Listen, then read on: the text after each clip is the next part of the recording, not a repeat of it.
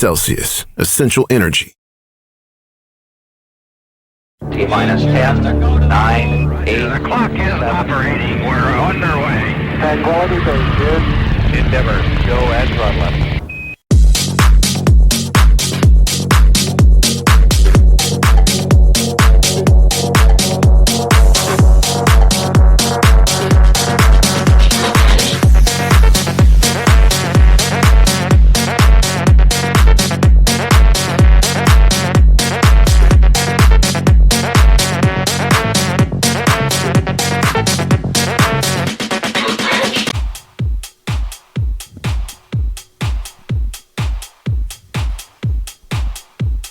And good morning, ladies and gentlemen, boys and girls, kids aged 8 to 80. Let's go ski racing as we are set to bring you 150 of college's best female GS skiers in run number one here in event number one of the 2024 USCSA National Championships, brought to you by Celsius.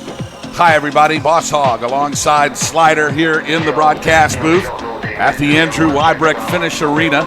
And, oh, boy, look at that. I think I've put on weight since the last time I saw myself. How about you? You're looking pretty fit, aren't you? I feel good, yeah. But it's good to be back with you. It's the first time in a while. Nice to be back with you as well, as we'll take a look up the mountain here. We've got a great run number one set for you as we will start action here. Our forerunners, they'll be coming down the mountain momentarily here. We're glad you're joining us here on a big broadcast week on the USCSA Broadcast Network. Let's take a look at our local course conditions here. It has been awfully warm in upstate New York. Temperature outside 37 degrees here just about 30 minutes ago. Calm winds, high pressure here in the upper Adirondack Mountains in Wilmington, New York. Partly cloudy skies. It is very moist, for lack of a better term. 99% humidity. That's usually when it's raining. It is not raining here. Although just wait around here in northern New York 5 minutes and the weather can change. Granular snow. It is an interesting surface. Slider, you got a chance to go out there and check it out this morning. It firmed up overnight, but yesterday afternoon with the sunny skies, it really snow coney in the afternoon in session number one. I think we'll be seeing two different surfaces here, one for this morning session, one for this afternoon session. Yeah, absolutely. Got really heavy out there yesterday when we were there, and I'm sure it'll be the same today. Todd Enders set the course here in run number one. 44 gates of fun, 41 direction changes, and we've got it an 11 on the stoke factor. What a day makes. Last night in the Herb Brooks Arena, 621 athletes here at this 2024 USCSA National Championships.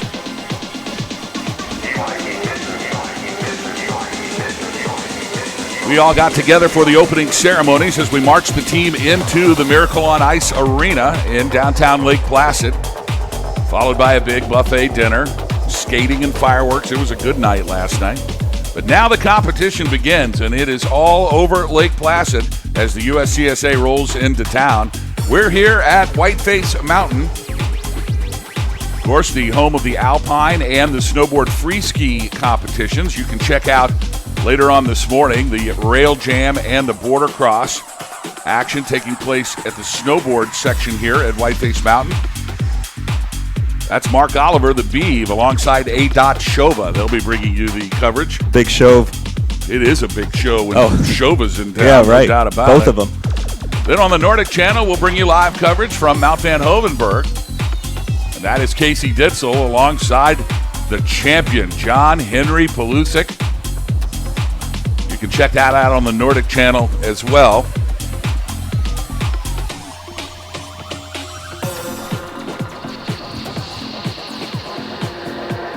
As our forerunners come down here, always an honor to be chosen to forerun a national championship.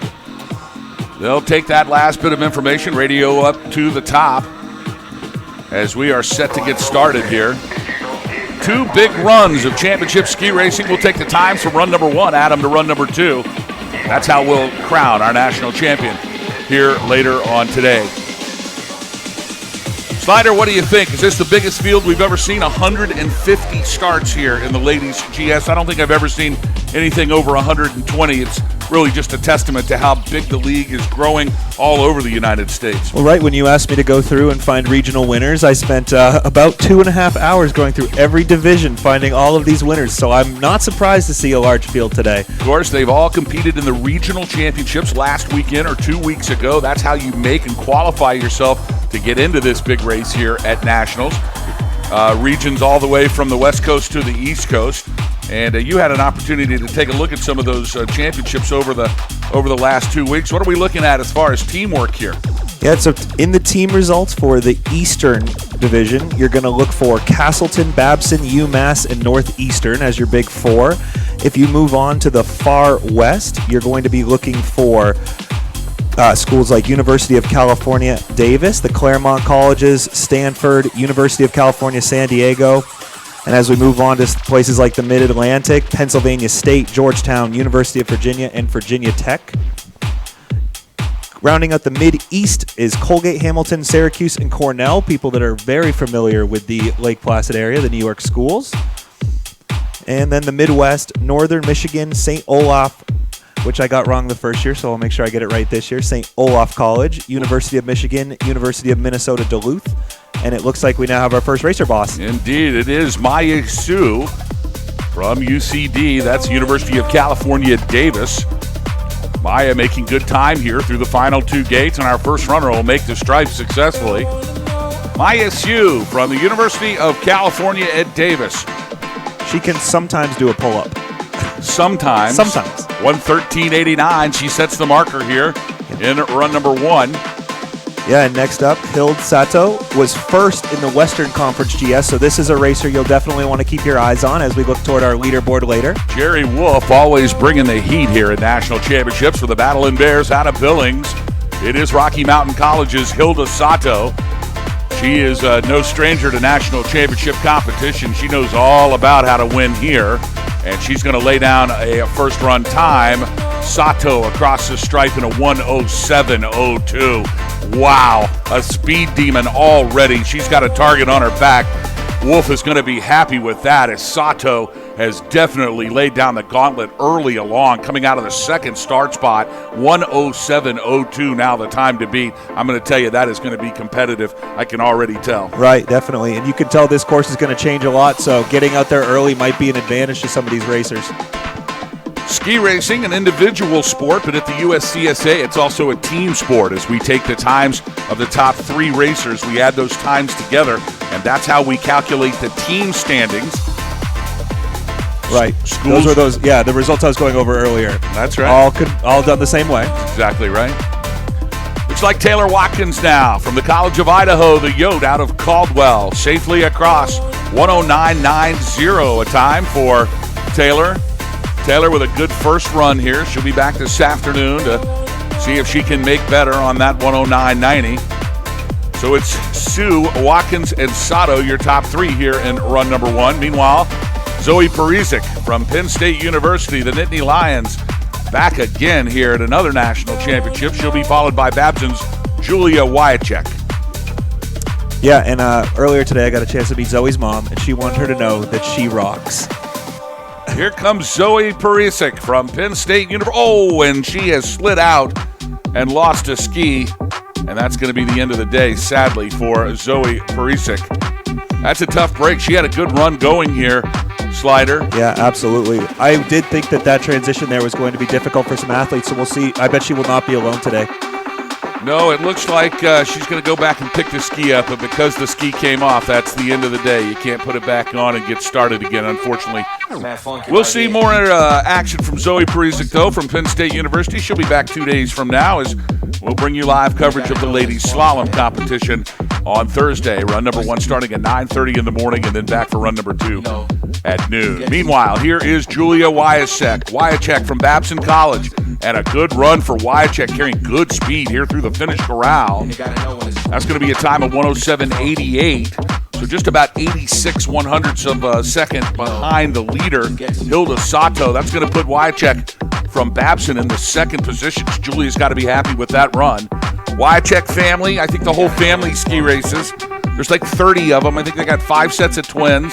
Well, I don't think it's that many, but It's always good to see the Wyacheks here. I think Julie is a senior this year, is she not? It says it's her first time competing in the national championships, and she's a freshman. Oh, maybe it's her brother. Maybe I have it confused. It's okay, but as a freshman, she can eat 42 chicken wings. So she can. She can. Wow. Yeah. Here's Katie Goodrich from Colgate. Katie coming across the stripe now, 109.29. That's going to move Goodrich into the third slot, sliding Taylor Watkins down one. So still Hilda Sato with a time to beat of 107.02 and Julia Wyachek with a 107.88. Your top two times here in run number one. Yeah, on course now. Tommy Jo Springer was first in the Midwest division for the GS race, so another one to watch as she comes through. Slightly behind, though, looks like on the first interval, so we'll see if she can make up some of the speed over the Draper's drop here. You can do it on the drop as it really gets steep and the legs start to burn, although she was late on the red gate now, back into the swing. Tommy Jo Springer from Northern Michigan University. She'll reach the stripe with a time of 1:10.97. That puts Springer in the fifth position so far here in run number one. Great to see Northern Michigan University back here in national championships. They had a great regional competition as well. And you got to know when it's... Yeah, and now on course, Emily Stein from Vermont State University was second in the Eastern GS race at regionals, so another skier to watch. The Castleton team itself is very strong. Both the men's and the women's reigned atop, I believe. We're used to calling it Castleton University, but now it is Vermont State University. They've had an official name change. We'll have to get used to that. Yeah, I don't think it's not going to work right away for me. Emily Stein now across the stripe. She's got a time of 107.54. That's a rocket ride for Stein out of Castleton or Vermont State. Vermont State. Sorry about that. No, but it says Castleton still, so we get We're going to call it Castleton. That's a good time for Emily. She's got to be happy with that. She'll be back here for run number two this afternoon. She'll take that time, add it to this good first run. So it is Hilda Sato still in the lead. Emily Stein now moving into the second slot, and Julia Wyachek now into the third position. Katie Young from St. Olaf now on course. She'll be followed by the University of Maine Farmington's Eleanor Robb. Right, Kate Young, a veteran of the USCSA National Championships. It's her third one now. So always good to see repeat, athletes here. Here comes Katie Young. St. Olaf well represented in all the disciplines here this year. Great to see their Alpine team doing so well. And Katie in with a 1:12.04. Eleanor Robb from Maine Farmington. She'll be coming over the Draper's Drop next. Three big sections here in this ladies GS. The top section, we call it the top third. It's pretty steep. They get good speed coming up through that top section, and then it really flattens out into the middle section. You've got to be carrying speed, and the technical skills really are important at that point. And then down at the end, once you've had 30 turns under your belt, you get to fly down Draper's Drop, and your legs start to hurt. Yeah, it looks like she was a little late coming out of that red gate through, so kind of hit the little bit of a slide, shuffle, little hockey stop. Eleanor Robb from the University of Maine Farmington now into the corral with a time of 1:15.33.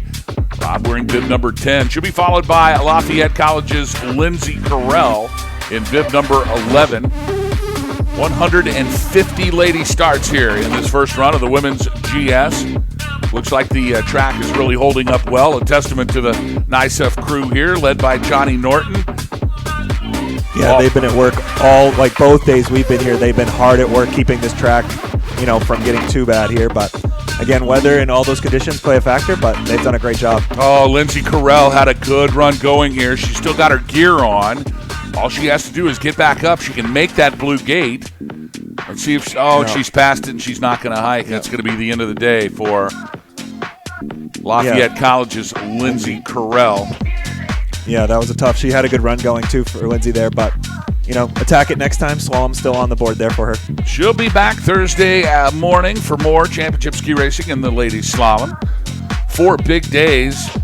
We'll have the men down for GS competition tomorrow, then the ladies back for slalom on Thursday, the men in the slalom competition on Friday, and then Super Saturday fires off with the dual panel slalom.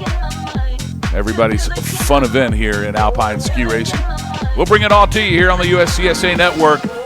Sit back, relax, enjoy. We're glad you're joining us here on day number 1 of the 2024 USCSA National Championships. Here's Mia Recksteiner. Rex Steiner from the Claremont Colleges. And she is safely across the line in a time of 119.50. So she lives to fight again this afternoon. I did get some info for you, too. I like to always, update you. There is no hiking on this course. So if you go by the gate, you're done. Oh, is that it? That is. I just received word. Well, I'm glad you received that. I would not have known that. I know. And nobody's going to hike today. You got the message, didn't you? I'm on top of it. So who texted you? Who I actually have no idea. I don't even have the number saved, so I apologize to whoever you are. I love it.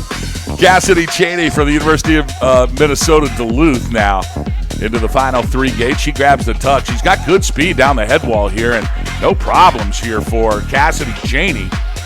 She'll clock a time of 118.08. It's a big day when Jeff Burns in the house. There's no doubt about that. I know it is a big day when that happens. Doesn't he know everyone you know? I think he knows everyone I know. Yeah, if he knows more people than I do, well, for if sure. If he knows everyone I know and he knows everyone you know, right. He may know everyone. Yeah. He may very well know everyone. He's a very popular man. Great to see Jeff here. Always a big supporter of championship ski racing here in New York. Let's see who we've got coming up next here after... it looks like we had a few DNFs through the finish here, but we didn't see them, so... Indeed, Anna McDermott from the University of Massachusetts. She skied out high on top of the course, so a tough break for Anna McDermott. Also from the University of Virginia, the Cavalier Logan Lindstrom.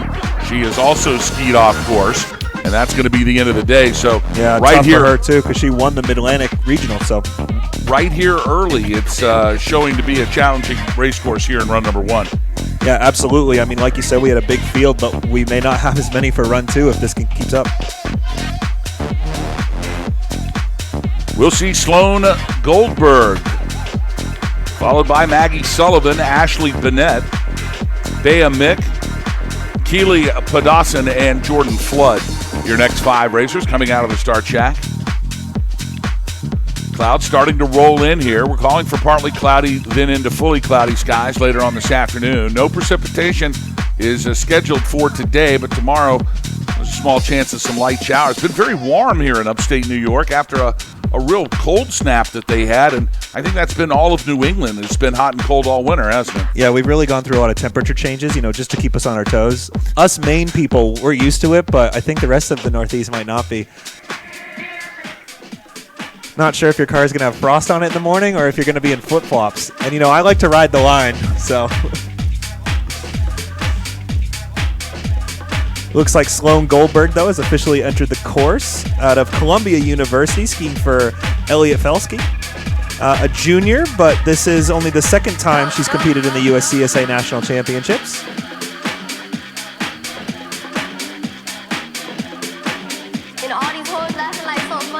She has a tough top half going on. We're trying to get our top camera now put together here, so we ask for your indulgence here. Always a technical challenge, especially when it's wet, and on day number 1 as well. Right, but here she comes down Draper's Drop, so made it through the top section easily and calmly, and let's see if she can hold on through the final gates. Skiing conservatively here into the final 3. Yep. She'll grab the tuck, and a good first run here for Sloan Goldberg from Columbia University. She'll have a time here in run number 1 of 119.76. Right. Maggie Sullivan from Syracuse University. She's out of the start box through the split shack. She'll be coming across Draper's Drop momentarily, followed by Ashley Bennett from the University of Michigan. Absolutely. Maggie Sullivan would interview Ronald McDonald and ask him why he took all the playpens out of his restaurants, and I have to agree with her. Those were amazing. I think I was probably 16 before I stopped getting in that playpen. I loved it. I'd still get in now. 29. Maggie Sullivan from Syracuse, the Orangeman. She's across in a 1:12.99. Now Ashley Bennett from the University of Michigan on course. No change in the top 5, though. It's Taylor Watkins from the College of Idaho in 5th. Katie Goodrich from Colgate in 4th. Julia Wycheck from Babson in 3rd. Castleton's Emily Sten in 2nd.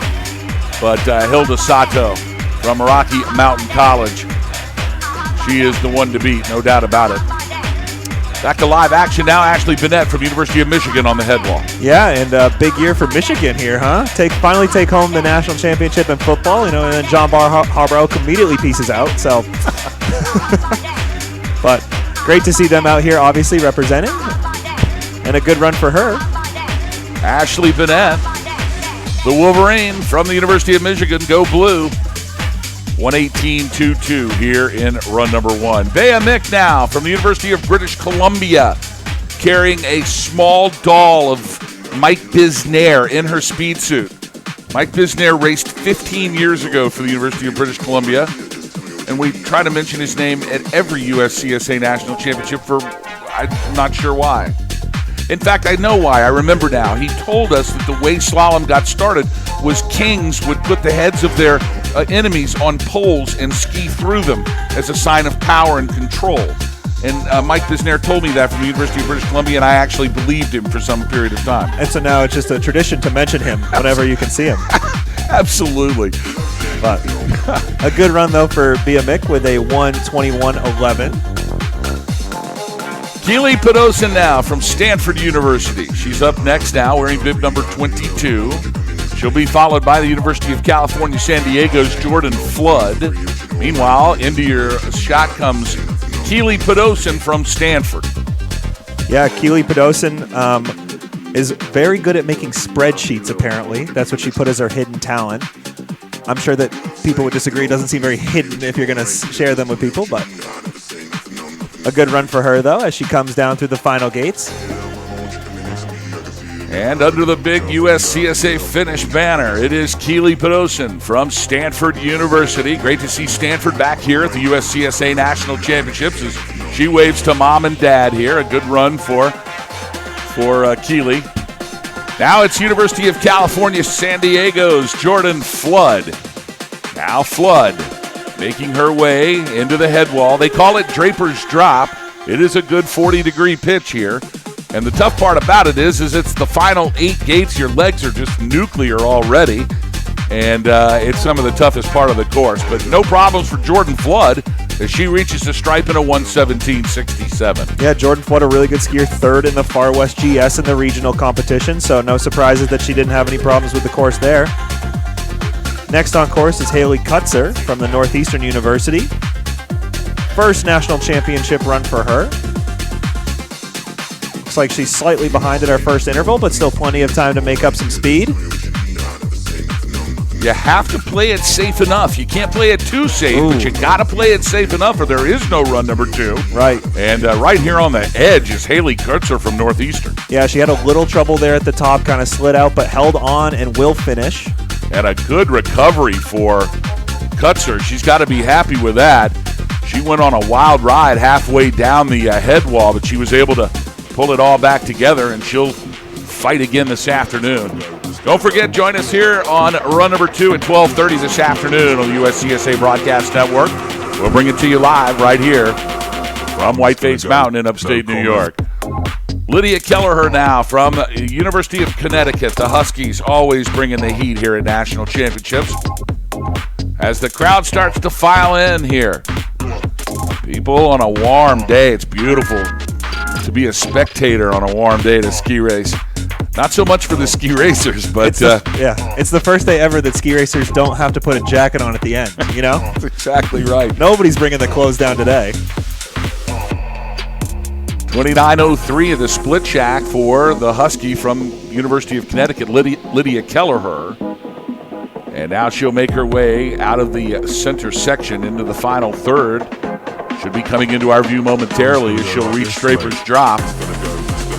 Lydia will be followed by Taylor Loomis from Boston University. BU back to national championships. They've been gone for a while. They had a great regional finish and qualified for nationals this year. Meanwhile, here's Lydia Kelleher. Yeah, Lydia Keller. Some of these are my favorite because they give you like a reason they love the USCSA. And hers is that she raced her sister for the first time in 5 years and beat her. Oh, that is an internal family competition there. Is that right? Yeah. You mean you have to have a friendly little family competition going at all times. 113.65 for Lydia Kelleher out of University of Connecticut. Taylor Loomis from BU now on course and just dropping in from the start shack high atop this whiteface run. It's Faith Reichert from Messiah University. Yeah, Faith had a really good regional as well, second in the Mid-Atlantic division for GS, so another name to watch there as we look for our top 5. Here comes Taylor Loomis from Boston University. She grabs the tuck and safely into the corral with a time of 113.29. So a good first run for Taylor Reichert. Got to be happy with that. She'll be back for run number 2 later on today, wearing number bib 27. Faith Reichert from Messiah University. It's a family affair at Messiah. I think all of the whole ski team might be in the same family. Did I hear something like that? It's possible. It is. I think they're all in the same family. The whole team is. Well, Faith wanted everyone to know, shout out to her family watching and her roommate at college. Oh, that's fantastic. Which might just be the same if they're all. So last night I was the announcer for the opening ceremonies, and I got to see the teams walk in. And when Messiah came in, I think they only had 2 or 3 ski racers on the team, and somebody whispered to my ear that I think they're all brothers and sisters or cousins or family or something like that. Yeah. But sure enough, Faith Reichert safely across the stripe from Messiah University. A first run time of 116.21 for Faith. She'll be happy with that. And back again for run number 2 later on today. Eleonora Neal now from Brown. She's on course. She'll be followed by San Diego State University's Casey Benjaminson. Yes, Brown, coached by my good friend Dimitri Maxim, Gould Academy alum. She didn't put his last name, but luckily I already know who it is. So no trouble there for me, Eleonora. And Casey Benjamin also had a good run at her regional. She was second in the Far West GS, so another name to keep an eye out for as we watch Eleanor Neal come across the finish line now. Good time, 1:15.66 for Eleanor Neal. Eleanor, I think, in her first national championships here from Brown University. Great to see these new racers that have not been here before. Casey Benjamin now from San Diego State University. She'll be next. Yeah. Look, from Colorado Springs, Colorado in the Air Force Academy, Grace Vinverlaw. She has just dropped in from the start shack. Meanwhile, here is Casey Benjaminson. Yeah, Casey Benjaminson, much like the rest of us who were able to be at Mammoth last year, loved the powder skiing. That's her favorite memory of USCSA. And I have to tell you, Casey, it was mine too. What a year we had last year in Mammoth, California. We'll talk about that more, but Casey Benjaminson across the stripe in 114.70, wearing bib number 30. 30 already down, but 120 still to come. It's going to be a morning here in run number 1 of Ladies GS. We're glad you're joining us here for the 2024 USCSA National Championships. It's Boss Hog and Slider on the call with you all week long. Don't forget, coming up later on this afternoon at 12:30, we will bring you run number 2. And then at 4:45 this afternoon, we will kick it all the way down to downtown Lake Placid at the Conference Center, where the Podium Awards will begin. We're going to broadcast that on the USCSA Extra channel, so we hope you'll tune in for that. Last year in Mammoth, California, I've never seen anything like it. I think we had 10 feet of snow while we were there. Like literally in the 8 days that we were on site for that championship, there was 10 feet of snow that came out of the sky. You just can't race. It's too much. No, but we could free ski, and a lot of us did. And I will tell you, just reading through these last night, a lot of people really had a good time. I remember we were sitting there and we were talking about, what are we going to do about this? We can't run these events. Right. We're talking about canceling the race. And as soon as we mentioned that we might cancel the race, I think we've never had a bigger crowd cheer from all the kids in the world that said, yeah, that'll be just fine with us. And everyone was out there. I mean, it was a playground of snow. Rarely do the ski racers ever get that kind of opportunities to ski in snow that deep, and much less the broadcasters and the announcers. I thought we had lost you there for a couple of days. Yeah, I was just not going to come back. I took the best run of my life, and I thought I'll just keep doing this until it's over.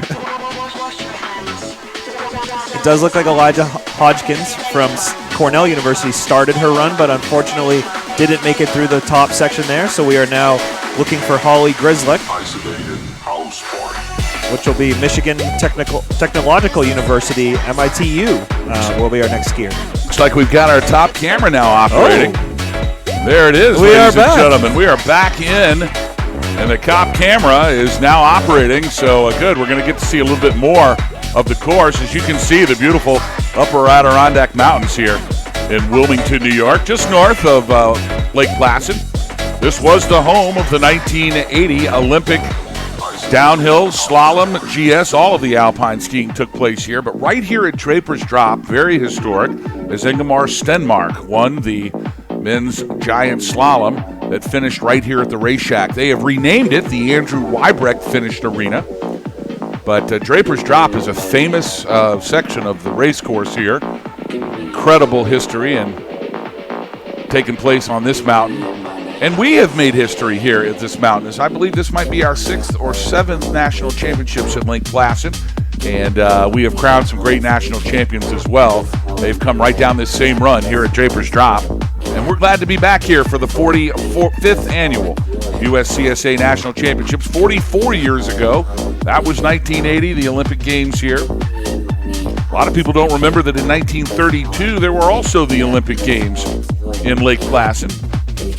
And this year, 2024, it's time for USCSA to be back in town. Of course, we always flip back and forth each and every year. We do an East Coast run in the even years, a West Coast run on the odd years. Is there any knowledge of where the next one is? Or? So we're just we're going to announce that. Well, we're going to announce that when we have our final banquet. You know, we do that. I always like to see if maybe you'll slip up. You know, we don't spoil it. Meanwhile, back to live action now as Holly Grislick from Michigan Technological University is on course.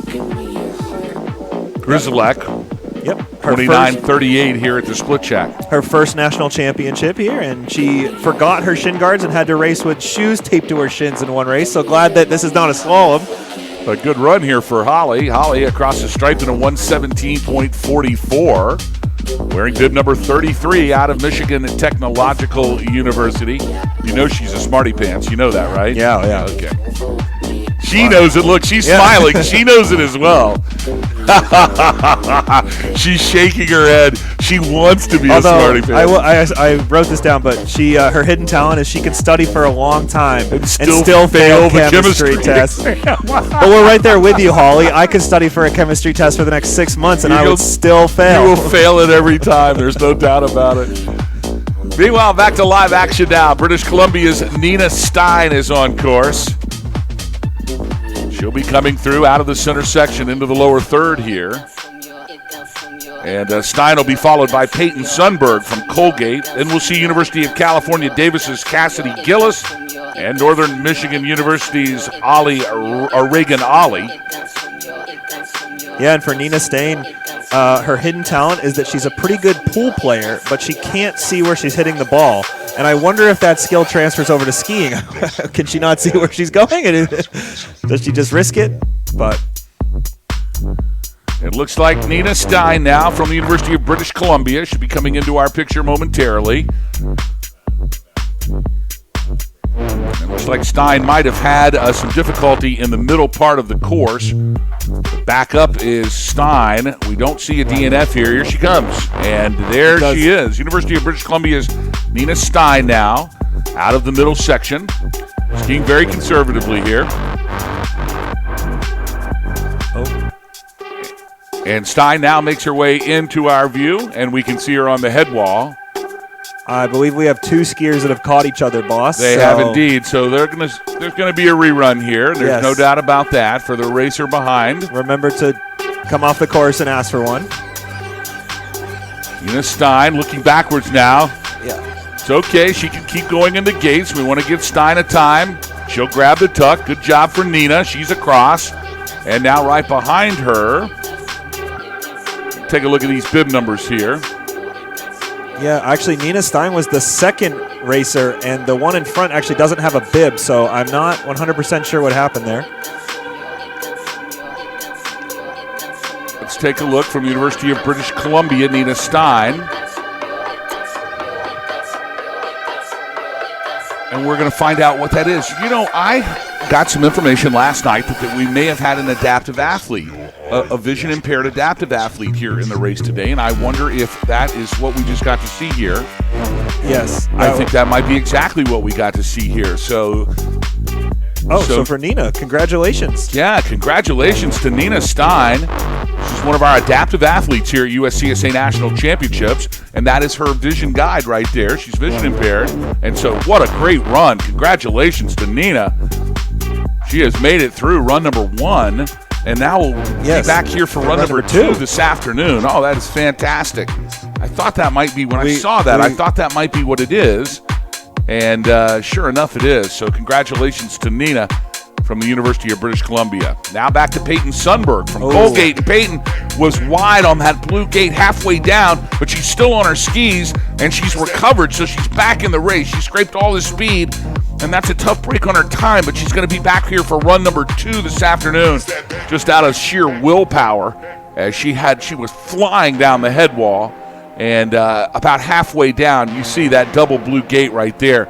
And it has given some problems to some of the racers here. It's the hard right boot coming off the blue gate in front of it, and one of the steepest parts of the head wall here. Well, and it turns out her coach was the one that really ruined it for her, because Todd is also the setter and the coach here. So exactly right. You can have some words for him later, I'm sure. Peyton Sundberg from Colgate with a 1:18.40. Now we'll take a look at Cassidy Gillis from the University of California in Davis now. Gillis with 8 gates to go. She makes her way down the head wall. No problems for Gillis, skiing conservatively here. She can spot the finish line, and safely into the corral comes Gillis. 1:24.23 for bib number 36. Good enough for 25th fastest here.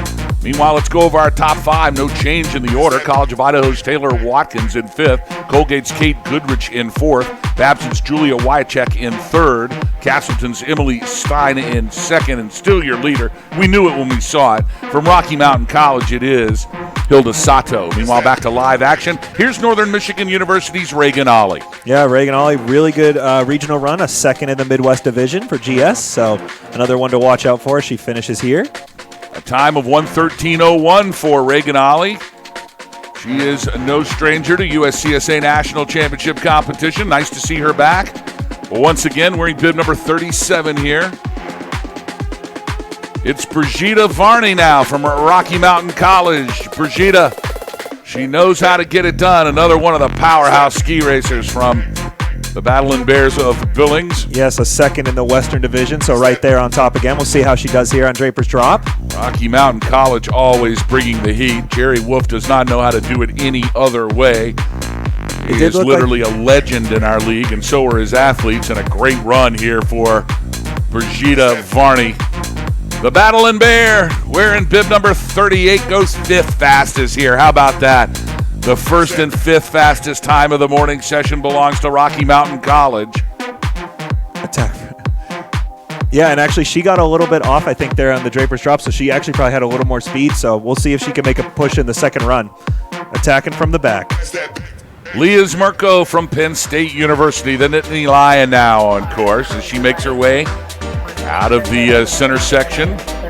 Now into the final third, and Draper's Drop comes Zmerko. Yeah, Zmerko can do a handstand, and I challenge her to do one when she finishes this race. That's my new Sliders Challenge series. Had to scrape some speed as she comes down the head wall here.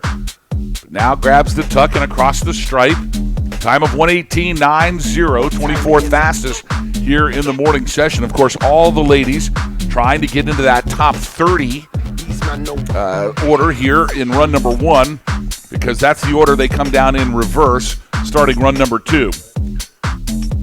Here is Sasha Mueller from the College of Idaho. Sasha Mueller, the Yote out of Caldwell. Yeah, she'll be applying to PA school and marrying rich. This is what's next for her after wow. this. Yeah, a wedding. We love weddings here. Love we do a lot of weddings. Sasha Mueller from the College of Idaho now safely into the finish corral in run number 1 with a time of 1:11.13. That's good enough for 8th fastest. Sasha's got to be happy with that. Sasha Mueller skiing out of Caldwell. That program just historic. Ron Bonneau there for 135 years as the coach. He retired a couple of years ago, but do you think he's here? Of course he is. Because when you retire from ski race coaching, you get your first job as a USCSA volunteer. But he does more than that. A tough break here and that's how steep this run is, ladies and gentlemen. If you're watching this here on our video broadcast today, you'll see Draper's Drop is no joke here at Whiteface Mountain. And that is a tough break for Mir Ishimaru. Check that. That's Morrison Travis. Morrison Travis from Babson in bib number 41 just took a ride down Draper's Drop. And they're going to clean up the yard sale here. They're going to bring her ski. Look at this. This is VIP service right here. She's quite a ways. Yeah. She's literally standing in her ski boots waiting. At the bottom. She went on a ride, no doubt about it. It's a tough break for Right. We do have a skier coming, but looks like they've cleaned up the yard sale at the bottom. They have, and they got out of the way, and that is excellent because this is Mir Ishimaru from St. Olaf. And Mir Ishimaru safely across the line. Yeah, another one. 1:12.33. Another one who really enjoyed our Mammoth free ski tour last year. So there are very many of these, just so you know. Bib number 43 belonged to Petra Velchovic from Castleton, but she has skied off in the top third here. So a tough break for Petra. Yeah, she was the winner of the Eastern class too, so another tough skier. My word, that is a terrible break for the Vermont State University Castleton team. They needed to have a finish from Petra winning the Eastern Giant Slalom for the ladies in her regional competition. So the best out of the East has gone down high atop the hill, and that is a disaster for Vermont State University here in run number 1. Yeah, that's a tough break for sure. I know they were probably relying on Petra to have a great run there, but the rest will just have to pick up the slack now and see if they can still compete. Emma Wolf from the University of Minnesota Duluth. She'll be next now through the split track. Here she comes.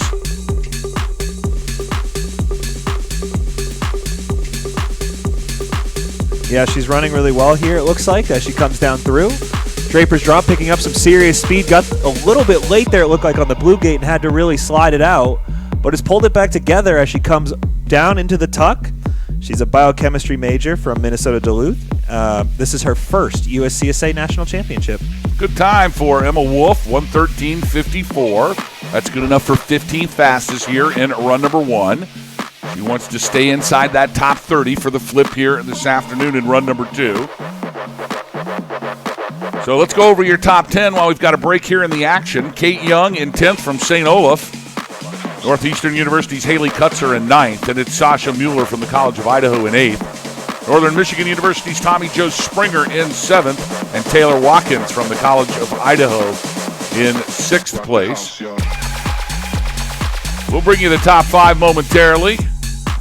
Meanwhile, Sarah Turner from Boston University is at DNS.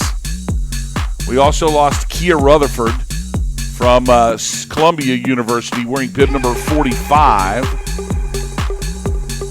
Also a few down now in our top section. Again, we don't have it right at the start, but we're usually catching them midway through, but a lot of problems up there right by the beginning. It is a beautiful day here in upstate New York, folks, for a ski race. We're glad you're joining us on the broadcast network, but I sure wish you could be outside with the rest of all of these good people that have come to enjoy championship ski racing here at Whiteface Mountain. Yeah, it's a T-shirt kind of day. I'm looking around. I'm just seeing so many T-shirts. It really is. There's no doubt about it. It looks like the Celsius team now has arrived, ladies and gentlemen.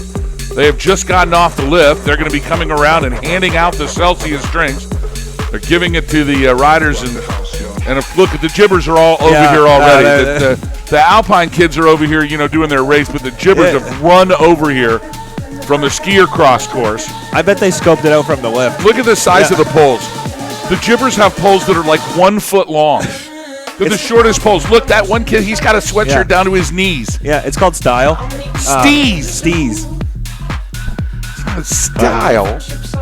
You want to make sure you have almost no pole to use as a real ski pole. You just want to swing them at people.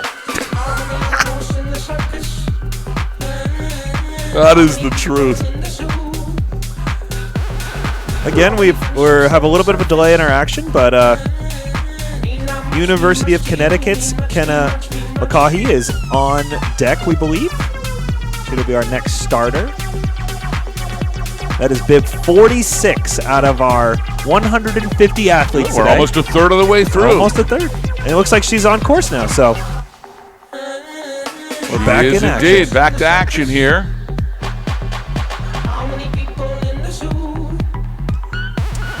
Give you a little update on Kenna. She's getting snowed in with her teammates at Mammoth was her favorite USCSA memory, which, again, she would interview Dave Portnoy's dog, Miss Peaches. And if you don't know who Dave Portnoy is, he's the one who started Barstool. She's never lost a game of rock, paper, scissors in her life, but I will challenge her after this race is over, and I will defeat her. I want her to know that I will only be throwing rock. I will not throw anything else but rock. It's my perfect strategy. It's a mental game, really. I don't know. Do you play rock, paper, scissors at all, boss? A little bit. Do you only throw rock? Only throw rock. Only throw rock. I tell him, too. Much easier. Kenna McCaughey now from University of Connecticut. Yeah, she's making her way down Draper's Drop. Looks like she got a little late on that blue gate. We've seen some problems right there. That's been where athletes have gotten off just a bit. But pulls it together and will finish here. Time 1:15.15 for Kenna. UConn always bringing the heat. Always has a great Alpine program.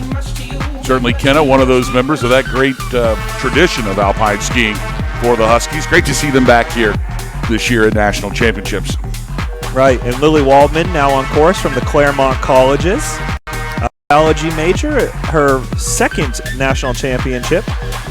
She'd love to talk to Candide, who I also would love to talk to. I don't know if you've seen any of his videos online, boss, but that dude is crazy. He's not afraid to throw it off of a cliff. There's no doubt about it. He's not afraid to throw it off anything. That's the truth. I mean, Donnie Pelletier's not afraid to throw it off anything either. Actually, now that you say that, a race between those two. Oh, my word.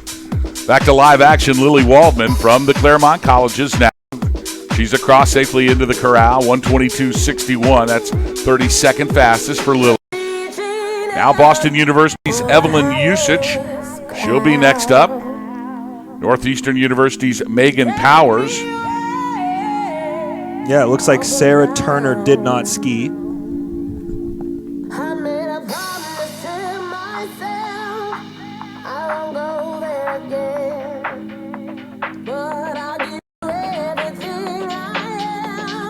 And I believe we are now seeing Evelyn Usich on course.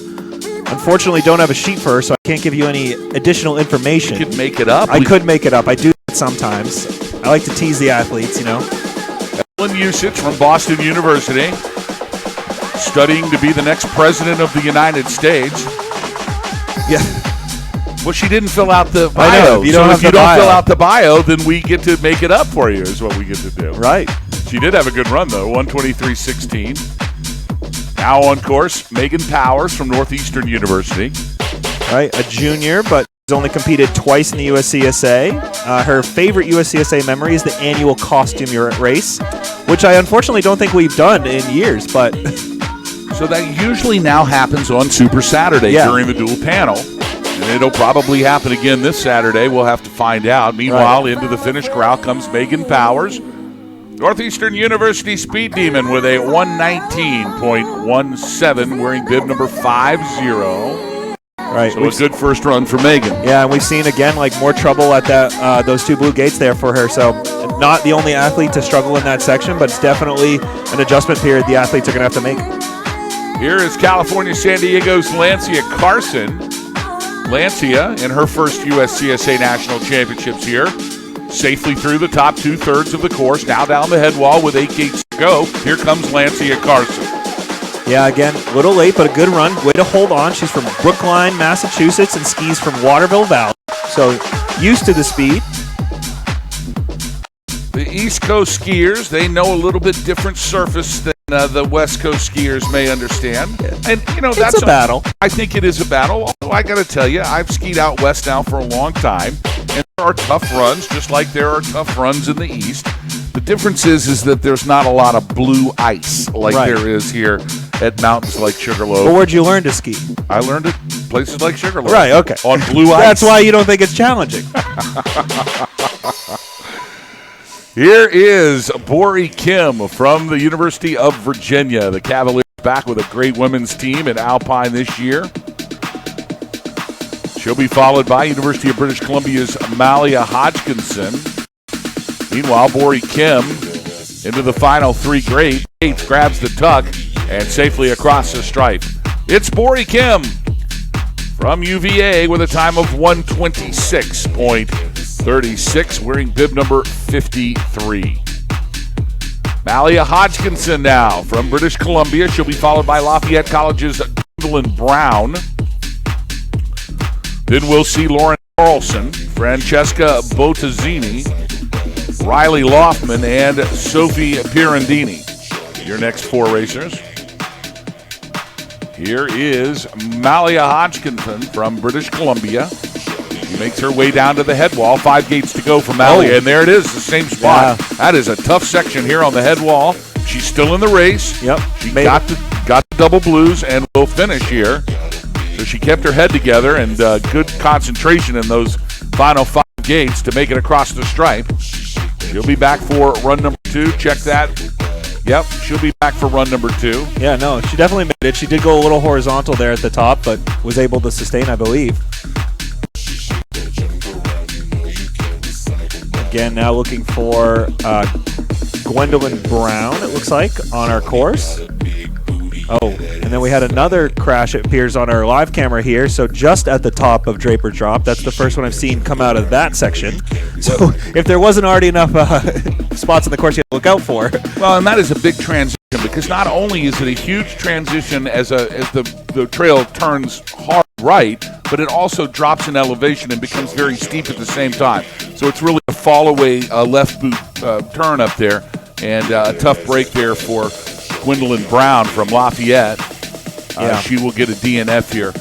I know to come back to Malia Hodgkinson for just a moment from the University of British Columbia. It looks like they're showing her as a disqualification. Maybe she missed a gate or she straddled a gate.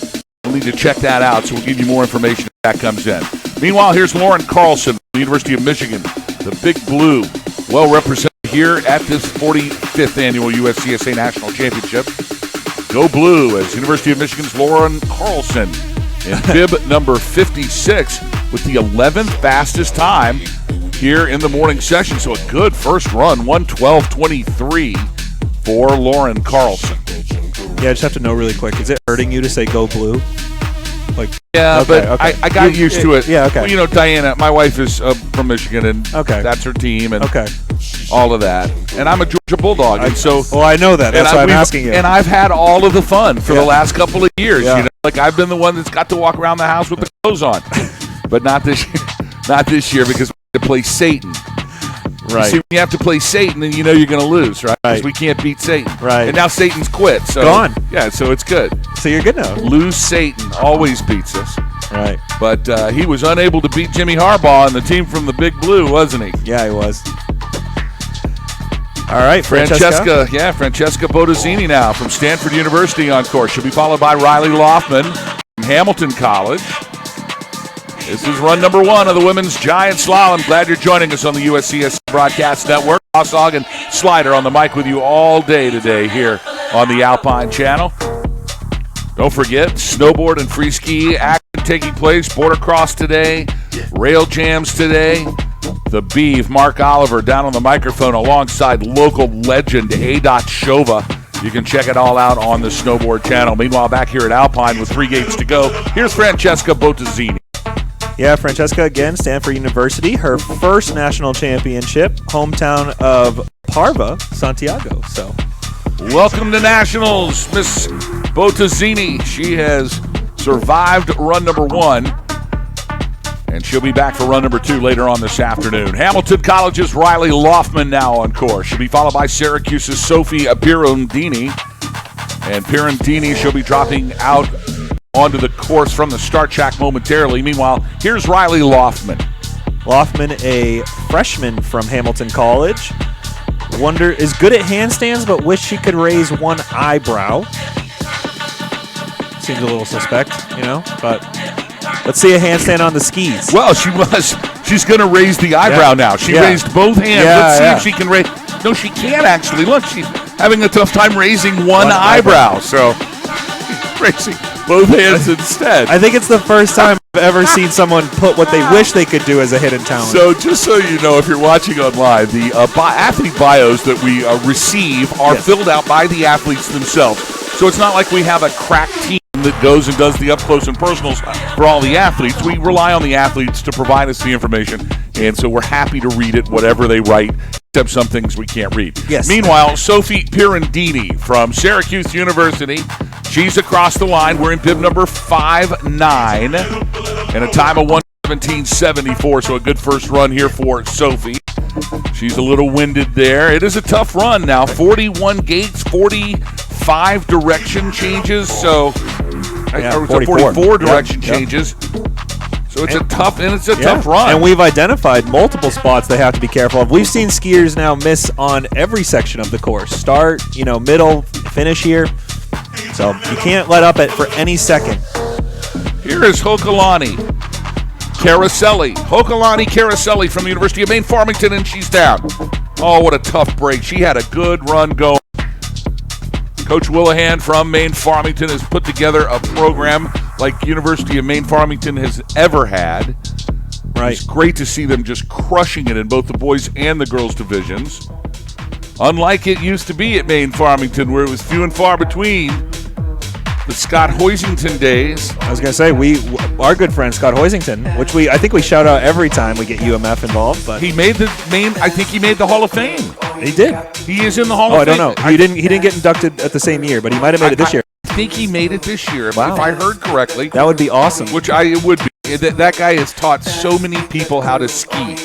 You'd be amazed. Thousands of people. We'll talk about that in a second. Meanwhile, back here to live action, Louise Philcorn from the University of Massachusetts, the Zoo in Amherst.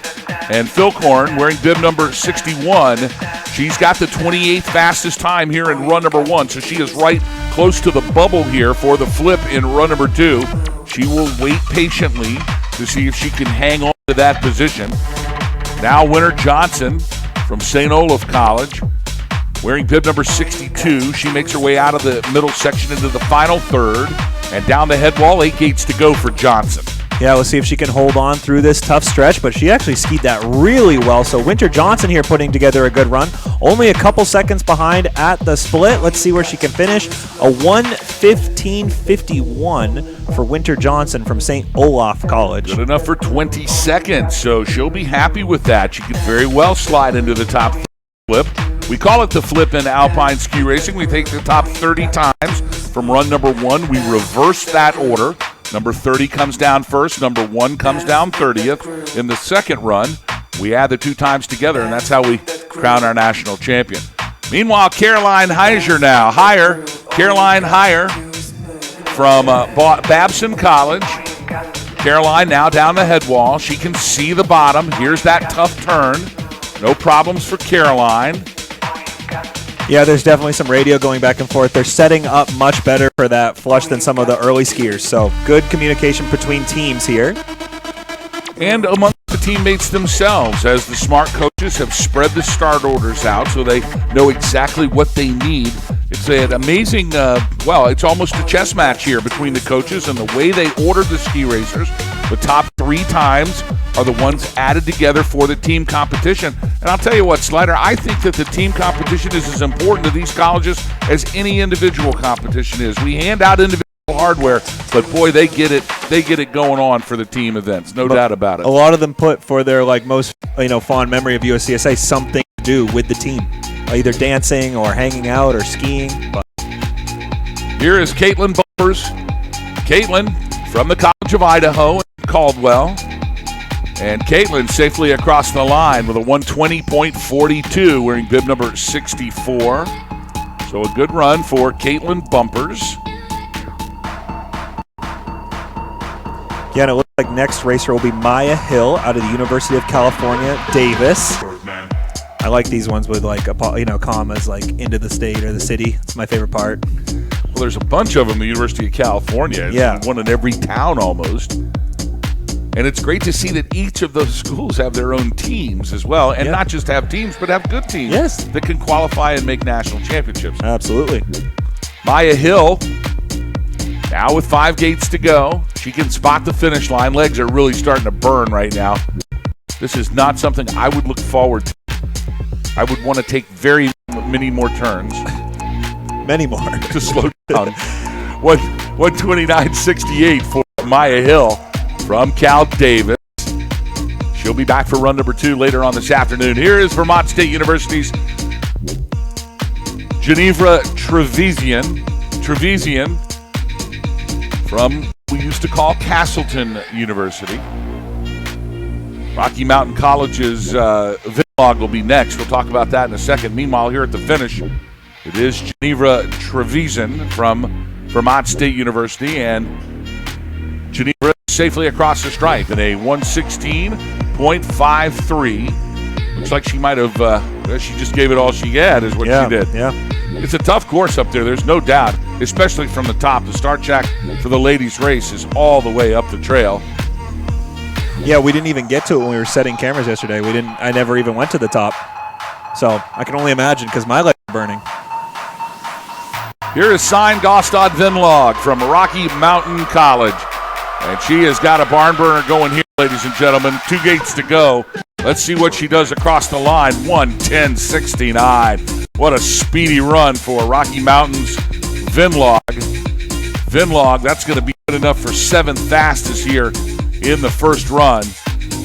So Rocky Mountain College, of course, Jerry Wolf again, once again, as everyone would expect, just bringing the heat here. And she had a really good regional run as well, 3rd in her Western Conference, so definitely a skier to watch out for as we go into second runs. Ella Weichert now from Northern Michigan University. She'll be followed by Riley Raymond. Meanwhile, down the head wall comes Ella Weichert.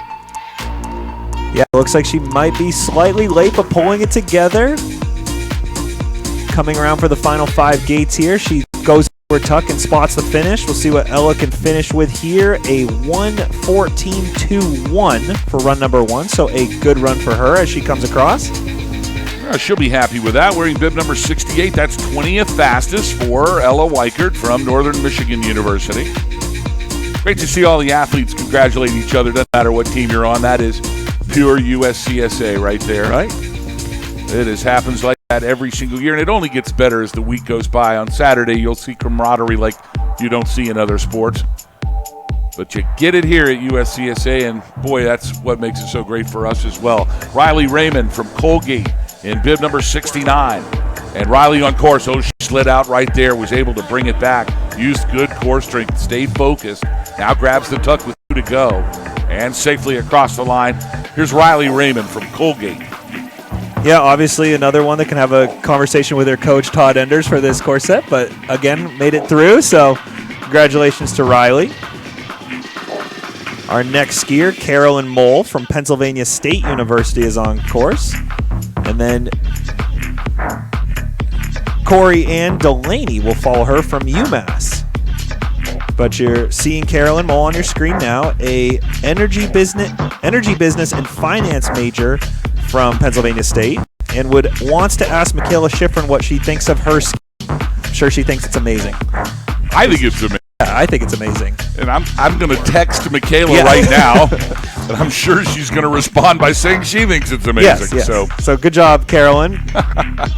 Carolyn Mole from Penn State University, the Nittany Lion, wearing bib number 70, the time of 1:20.31. Next up, it's Corey Ann Delaney from the University of Massachusetts. Glad you're here with us. This is the 2024 USCSA Nationals on the USCSA Broadcast Network. Yeah, Burke Mountain native from Deerfield, Massachusetts. Good skiing over at Burke, actually. It is. And her favorite USCSA memory is all of the MAC-D races. It's interesting, though. I went to Deerfield Academy in Deerfield, Massachusetts, and we went to Berkshire East, and that's where I learned to ski. I was a kid from Florida, Right. We didn't have skiing where I came from, but when you got up to Western Massachusetts, we sure did. And they took us to Berkshire East. Interesting. Or Berkshire Ice, as it was called back then. Hello there, 71. That belongs to Corey Ann Delaney from the University of Massachusetts. A good first run for her. University of Minnesota Duluth's Louise Sharon now on course. Here is Louise high atop the head wall. Now she'll make that final transition. Into the head wall she comes. Yeah, a freshman from University of Minnesota Duluth from Stockholm. And this is her first ever USCSA, obviously. Good tuck, though, as she comes through these final few gates. Seems like Louise will finish with a time of 1:24.44. Yeah, sorry about that. Took me a second to find it. But Rowan Greenberg from Northeastern right behind her, followed by Charlotte Hill from UConn. Wait to see Rowan here on her top cam, but she is a sophomore from Northeastern University from Jamaica, Vermont. Skied at Stratton, so no problems with this white face run, I'm sure. Now she makes her way into the final Draper's Drop.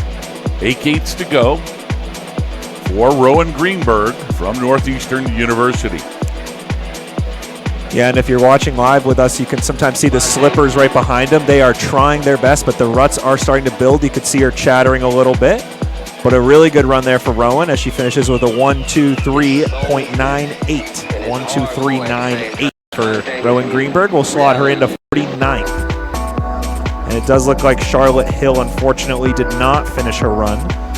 So the UConn skier will have to look for the slalom to get back into it. It's a tough break for the Huskies, no doubt. Meanwhile, a break in the action here. We'll go over your top 10 quickly. It's Haley Kurtzer from Northeastern University in 10th.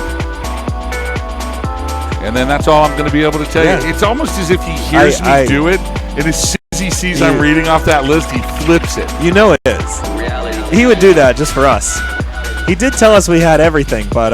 Well, no, we do have everything, but we only see him 10 at a time. Right. So we're going to tell our good friend Maddie is up there at P1 Timing. And by the way, P1 Timing is the real deal. The World Cup timer, the timer of the stars. And but we are usually on another system of timing, and this year is a new system, and we're glad because this system is much better. But the top 10, it only stays for a couple of seconds, and then it goes to 20 through 30, and I'm hoping we can keep it at just the top 10. Right. Anyways, we'll give you that rundown in just a second as we look at beautiful skies here on a warm March day in upstate New York. Yeah. It's Wilmington, New York, to be exact, the home of Whiteface Mountain. Take a look at those high peaks up here where it's just beautiful. Right. You never know, there's a city of, 10 million people just a few hours south of here. Absolutely. But it does look like we have skiers back on course. So it looks like Annika Prasad of the University of British Columbia is back on course. Tom Holland is the famous person she'd like to interview. She wants to know, how did he pull Zendaya? And I think that a lot of us agree with that. But Tom Holland is a good actor, so I guess I don't question too much. And back to live action now. Annika Prasad from the University of British Columbia. She is now moving through Draper's Drop now on a conservative run here. You got to be careful on that steep section, and there is no second chance if you don't make the first run. And she will. So a good first run here for Annika Prasad. British Columbia Speed Demon, 1:29.58. Now Grace Mahmood from the University of Maine, Farmington. She'll be next. Oh, it seems we had a DNF from Paulina Fa, so unfortunate for her. That's Columbia University's Pauline Fa, who's in bib number 76. We want to make sure that we do announce her. Grace Mahmood's next. Yessa from Maine, Farmington. Yeah, and going back to the team thing, her favorite USCSA memory was watching the Nordic skier place second at Nationals last year, so not even a personal favorite memory. She's a psychology major, being out of Mount Southington. She's been to one USCSA National Championship already. She loves to watch the Nordic skier play second last year in nationals. That's her favorite USCSA memory. Yeah, so not even her. Just her teammate, and not even her teammate on the Alpine side, just a teammate in general. I love it. Obviously. Selfless elite athletes here. Always. And the Nordic UMF team, coached by my old high school coach, Buzz and Sal Bean. So shout out to them. I always get to see them at the Nordic, but here I am with Alpine for You, which I'm stoked to be with. But we'll always love to give them a quick, shout out. Grace Mahmood now, wearing bib number 77. She's across safely into the finish corral, 126.07. Big smile on Grace's face. She knows she did great. She'll be back here for run number 2 later on this afternoon. Isabella Gripe now. Isabella, that's Griep. She is from Stanford University now, making her way into that steep final head wall as we bring you to our lower camera. Tim Devlin on the shot again this year. We were just talking about it. We can see Dale out there. Dale is outside the window. You might want to tell people that Dale is actually 2 people that you're referring to as one person, Dale. They say they're one person. They identify singularly, so it is 2 people. It is. Identified as Dale. It is 2 people. But there they are, ladies and gentlemen. As you can see, that is Dale. No, it's not the Dale. It's just I'm sorry. Dale. I keep getting it wrong. I said Dale's yesterday. You yelled at me. But Isabella Griep did finish with a 1:29.42, so a really good run for Isabella. Slots her in at 55th. Here comes Becca Adams from the University of Virginia. Becca is no stranger to USCSA National Championship competition. Her second run at the big race. And conservative here, she makes her way down at Draper's Drop. It's Becca Adams, the Cavalier from Charlottesville. She can spot the finish line, 3 gates to go. And no problems for Adams as she will successfully grab the stripe with a time of 1:42.05. Wearing bib number 79, it is the Cavalier from UVA, Becca Adams. Here comes Lily Gaskell. Yeah, Lily Gaskell out of Lafayette College, a biochem major. I wanted to sing the Everything is Awesome song for her because what's next is she's going to watch the Lego movie. I don't know if you've watched the Lego movie. I have watched the Lego movie. But it's like, everything is awesome. Oh, a tough fall here for Kelly Quinn. That is Syracuse University's Kelly Quinn. And she just slid out. The ski let go. The edge put too much pressure, too much weight, leaned into it just a little too hard. And that's the end of the day. Tough break for Lafayette College's Lily Gaskell. Wearing bib number 80. She's okay, though. She is up and back on at least one ski. Yeah, she took the panel with her, too, a little bit, but still holding on strong, the gates. Looks like someone will ski down. They will fix that. A clean course for our next racer. Yeah, it looks like also Kelly Quinn from Syracuse University didn't make it the whole course before, unfortunately, falling. That's a break for the Orangemans, Kelly Quinn. Again, though, the DNFs here in run number 1. It's not the end of the meet for these kids. They'll be back Thursday as we'll bring you live coverage of the ladies' slalom. It all begins at 9:30 a.m. here on the broadcast channel. Then run number 2 for the slalom starting a little earlier in the day than the GS. We'll bring you a noon start for run number 2 beginning on Thursday. Meanwhile, today, coming up on the broadcast network, we'll have a 12:30 start for the women's GS run number 2. And then if you're anywhere near Lake Placid, New York, folks, come on by the Conference Center at 4:45 this afternoon for the most exciting award ceremony you've ever seen. This is when we hand out the hardware. We put all 600 of our racers, their coaches, the teammates, and the parents and spectators all in the same building, and we hand out the big trophies.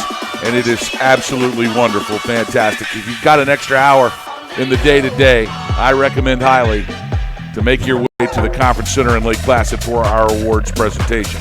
Meanwhile, run number 2, it'll start at 12:30 this afternoon here on the broadcast network. We hope you will join us for that. Yep. Meanwhile, back to live action now. The University of California, San Diego's Adela Hankova. She is on course.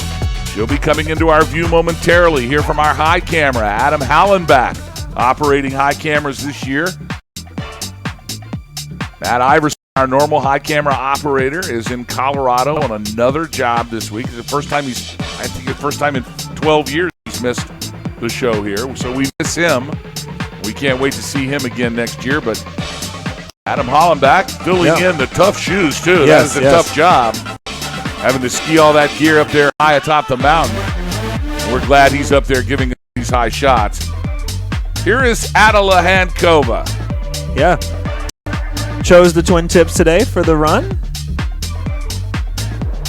She might spin. Yeah. We might see a switch finish here. It has happened before, and she did say she's really good at handstands, so I also imagine she'd be good enough to flip around and come through switch. The question is she skiing with the gibber poles?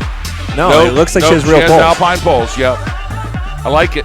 I like it a lot. Yeah. I really do. It's a new style. I like it a lot. California, San Diego's bringing the stees here in Alpine competition.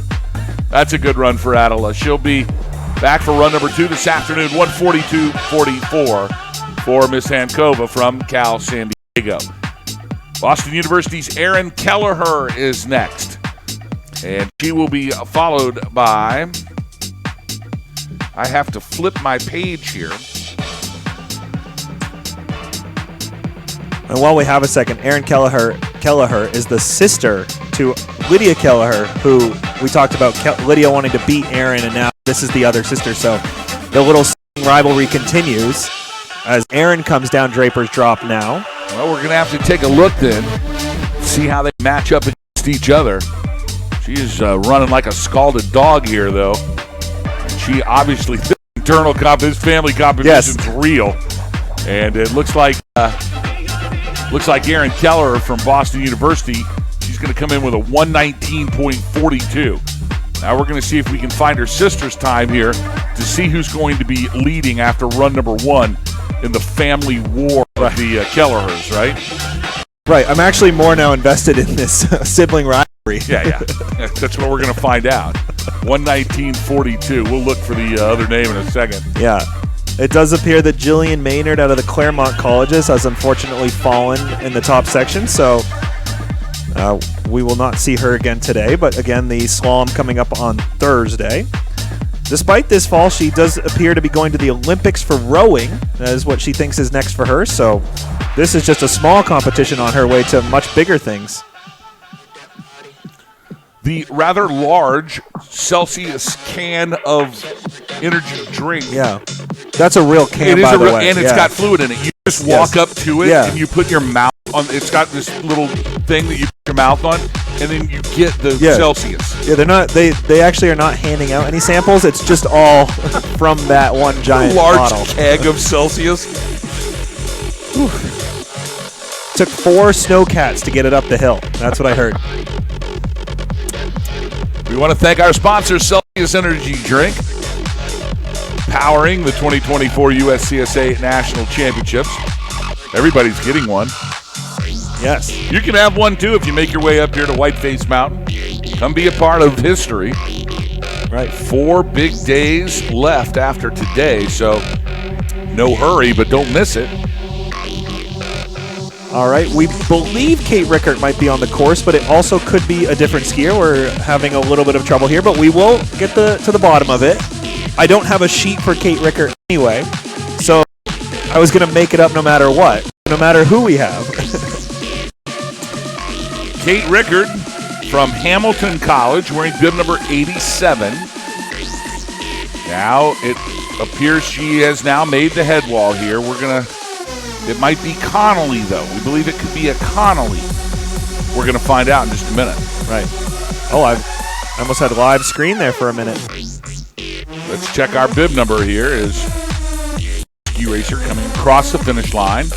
That is bib number 87. And bib number 87 belongs to Kate Rickert. Okay.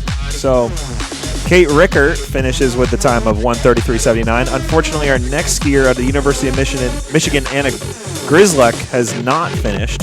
So she has gone down somewhere on the top section of the course. I feel like we've lost quite a few racers. I mean, we had a field of 150, but we're going to be down more near the 100 mark, I'd assume. I think we knew it last night. As soon as we were here yesterday for our setup day, we got to see the surface really change almost hour by hour. It was firm and almost a pool table in the beginning of the day, and by lunchtime it had softened up to where you had really a lot of grip. Yes. And then by 2 o'clock, 3 o'clock in the afternoon, it was slush. It was very much slush, yeah. You had to really watch where you were putting your skis. I saw a lot of crashes just in the free ski from, digging a tip in and not not coming back up. So I remember the year the College of Idaho Yote flew across the finish line, double ejected right at the finish line. His body must have, I'm not kidding, his body flew 50 feet past the finish line.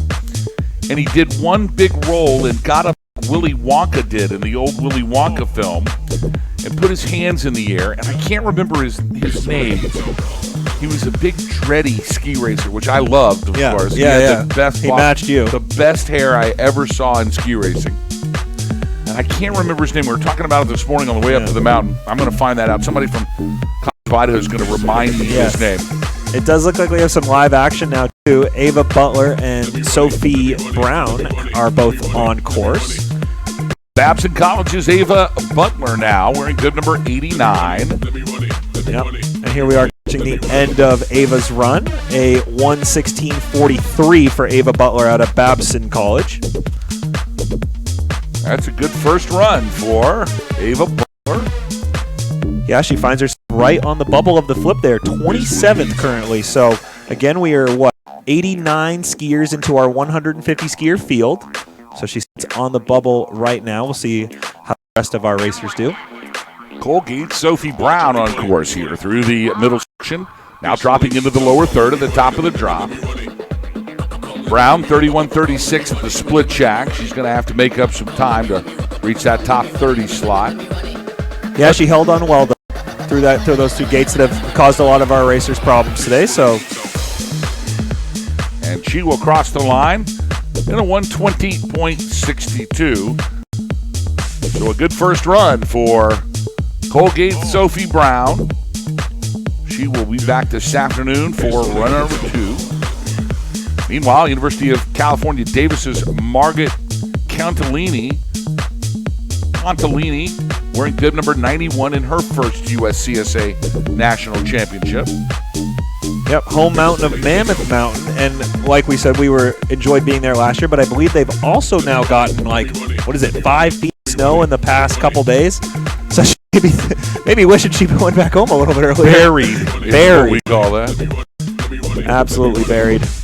Cal Davis, Margot Contalini. Margot now. As she makes her way down the head wall in the steepest section of the entire race course. She'll ski conservatively into the final 3 gates and across the line. And a time of 1:37.39 for the University of California Davis's Margot Contalini. Yeah, next on course will be Jessica Stanton from St. Olaf College, a psychology major and a sophomore, but this is her first USCSA Nationals. Oh, no, second, excuse me. The Midwest Conference teams just cheered each other on. That was her biggest USCSA memory. So it was just everyone having fun and cheering each other on. I've just gotten a update, too, that our second run program has changed. Inspection will be from 12 to 12:30, and our start time will be 1 o'clock. So we are moving back slightly, correct? So 30 minutes behind on the schedule there. So, again, second run program change. Inspection at 12 to 12:30, and our start time will be 1 p.m. So if you're joining us live, 1 p.m. Meanwhile, back to live action here. St. Olaf's Jessica Stanton in bib number 92. Now going and a big wide turn. Wow. I thought she had saved it. I thought she had been able to grab the edge. The edge slipped, and it looked like she had grabbed it, but then the weight transfer was just a little too much. And that is going to be the end of the day for Jessica Stanton. A tough break for St. Olaf. Yep. And I've also, again, I keep getting info, boss, but pedestrians can download on the lift. So if you are a pedestrian who did not ski up here and you'd like to download on the lift, you may. And obviously, if you're joining us live on the web, that does not apply to you. So well, not yet. You're not yet. Not until you get here. And you may be watching on your cell phone. In fact, I have seen the folks out in the corral right now that are actually viewing. They're just watching our stream, but in person as well. That's correct. Smart. I like that. That's Stay on top of it. Live action too, Kat. Osashoku, but we have another crash at the same spot with the same slide. Yeah, we just saw that. You saw the edge catch on one ski, and then she got pointed downhill, and that is. Let's hope she's okay, because that is how you can really make a knee turn the wrong way. And I'm just going to hope that she can get up here. It does look like she's standing, or at least preparing to. Oh, no. Again, so 2 racers now in a row, boss, that have unfortunately not been able to make it around that blue gate that we are seeing. The ruts there appear to be getting quite a bit deeper. I think she's going to be all right. Looks like they're going to put her ski back on her, and she's going to ski down, and that's exactly what we hope to see here. Yeah, so again. Is that Stanton? We think that is Jessica Stanton in bib number 92. Well, I believe Jessica went down before, and then Kat was the second one. So we saw back-to-back there for very good. You're right. Our racers. So that is Kat Ochowski. And now we're seeing Osachowski, my bad. And now we're seeing Carly Hollister from the formerly known Castleton University. But it appears she skied out as well, so now that's 3 in a row that have had trouble around that same blue gate near the middle of Draper's Drop, I'd say. Wow. 3 DNFs back-to-back. St. Olave's Jessica Stanton is down. Penn State's Kat Osachowski is down. And Castleton's Carly Hollister all down back-to-back here as this course gets tougher and tougher, it appears, as run number 1 gets to the final 25 racers. Here is Isabel Gustafson from the College of Idaho. Yeah, a business and administration major, her first year here, but she won her first conference race, so that was her favorite USCSA memory, so another good skier to watch out for.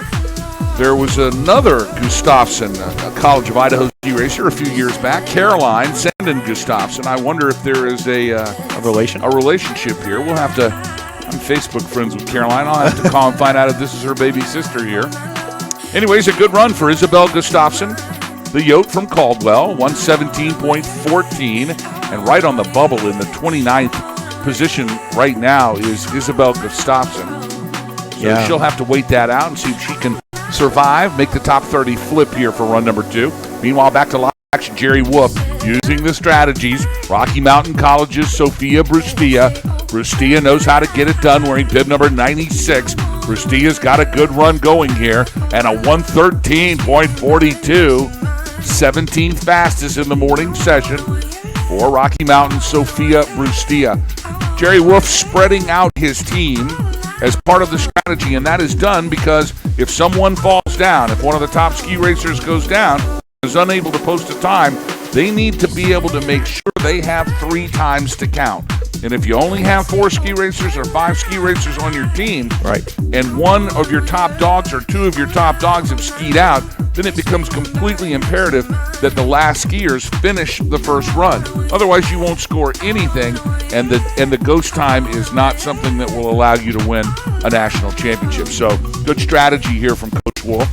Meanwhile, Ainsley Kirk from Northern Michigan University with a 1:14.51 goes 22nd fastest here in run number 1. Yeah, and that was expected a 3rd at the Midwest Regional for her in the GS race. So, again, Ainsley Kirk with a good run here will find herself in the bubble for now. We'll see how the final 50-ish racers for us go. She'll be followed by Boston University's Evelyn Usich, University of Minnesota Duluth's Megan Adams, and Columbia University's Natasha Salmi, your next 3. It's a beautiful, warm Tuesday afternoon here. Well, it's not an afternoon yet. It's still Tuesday morning. Hanging on by a thread there. An hour to go. Of the morning. That's all I meant. crowd here at the finish line, all packed in for this exciting ladies giant slalom. The smart ones brought chairs. They did. They know. Yeah, there's going to be some breaks. But it does appear that Evelyn Usich out of Boston University either didn't start or DNF'd. Unsure at the moment, but I don't see her on our screen. I see Megan Adams out of I even see Natasha Solmy from CU. So that's Columbia's Natasha Solmy. Oh, she is on course right now. And it does appear that Megan Adams unfortunately did DNF, so above our camera. Indeed. That's a break for Megan. Right. Minnesota delivered a great regional championship last week up in Marquette, Michigan. Or check that. Yeah, I think it was in Marquette. Yep. But we do have Natasha Solmy from Columbia University on course. Good. A major in sustainable development, a senior, so her last year here at USCSA Nationals, and she can ride a unicycle. That is her hidden talent. Can you ride a unicycle? I cannot. Not well, at least. Not without a lot of injuries. Well, I bet she doesn't have as many injuries as you have riding the unicycle. No. I can't ride it. I've tried. I can get going forward. Yeah. As soon as I got backwards to balance, it's over. Yeah. I just pedal as hard as I can and try to get to my spot, you know? Here is Columbia's Natasha Solmy across the line at a 133.76. A good first run for Natasha. Emily Wee from California, San Diego in bib number 102. She'll be next. She'll be followed by Allison Waugh from University of Connecticut. Yeah, Emily Way, though, University of California, San Diego, like you said. She had a snowball. Her favorite USCSA memory is having a snowball fight at the top of the race course and laughing with my teammates during Mountain High Race this year. So again, more team camaraderie. It's really about the experience for the athletes as much as it is about the racing. It has been a challenge here for Emily, though, because her teammates have been throwing snowballs at her all along the run here. So she's been hit like 13 times already. But the concentration to keep going is amazing. Incredible, really. It's a team sport here at the USCSA. Emily Way from California, San Diego with a time of 1:51.96. She'll be back for run number 2 later on this afternoon. Hope you're enjoying our live coverage of the USCSA National Championships here. Right. And that was UConn's Allison Waugh was hauling down the head wall right there. So just in case you didn't know, Allison Waugh is a Gould Academy alum, so one of my former students. Did you train? Yes, of course. Training with Trent, yes. We were there in the weight room, every chance. Yep. Now look where you are. I know. Talking about her race. And she can't get. She thought she had gotten away from you, but she has not. No.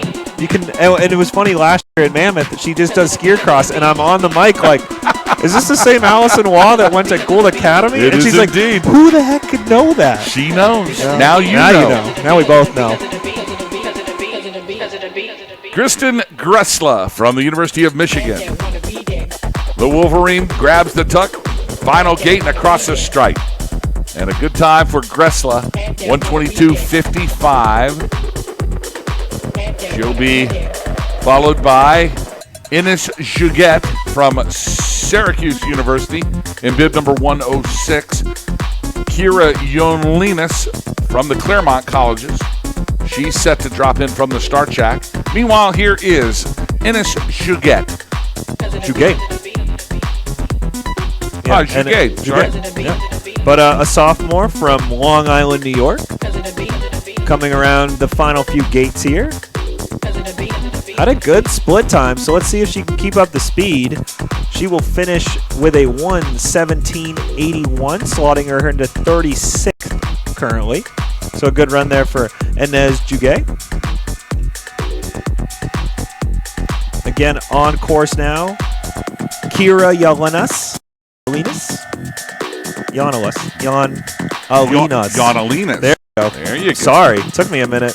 She even did a good job of writing out the pronunciation, and I still butchered it. So I apologize, Kira. I do have to comment on that because we never used to have that. And finally, I said, will you please include the phonetic pronunciation of people's names? Because there's nothing worse than mispronouncing an athlete's name. I mean, it's their big moment. Right. And we want to make sure we get it right. And that's just out of respect for how hard it is to be an elite athlete. And so we want to get it right. And sometimes they do it, and sometimes they don't. But in this case, she was actually wonderful in doing it. Yeah. And I still made it worse, so I apologize to her. Yes. And I will get it right the next time, I promise. I'm going to say it. I want to see if I can get it right. So it is Kira Yanalinas is who it is. Yeah. I'll never forget it.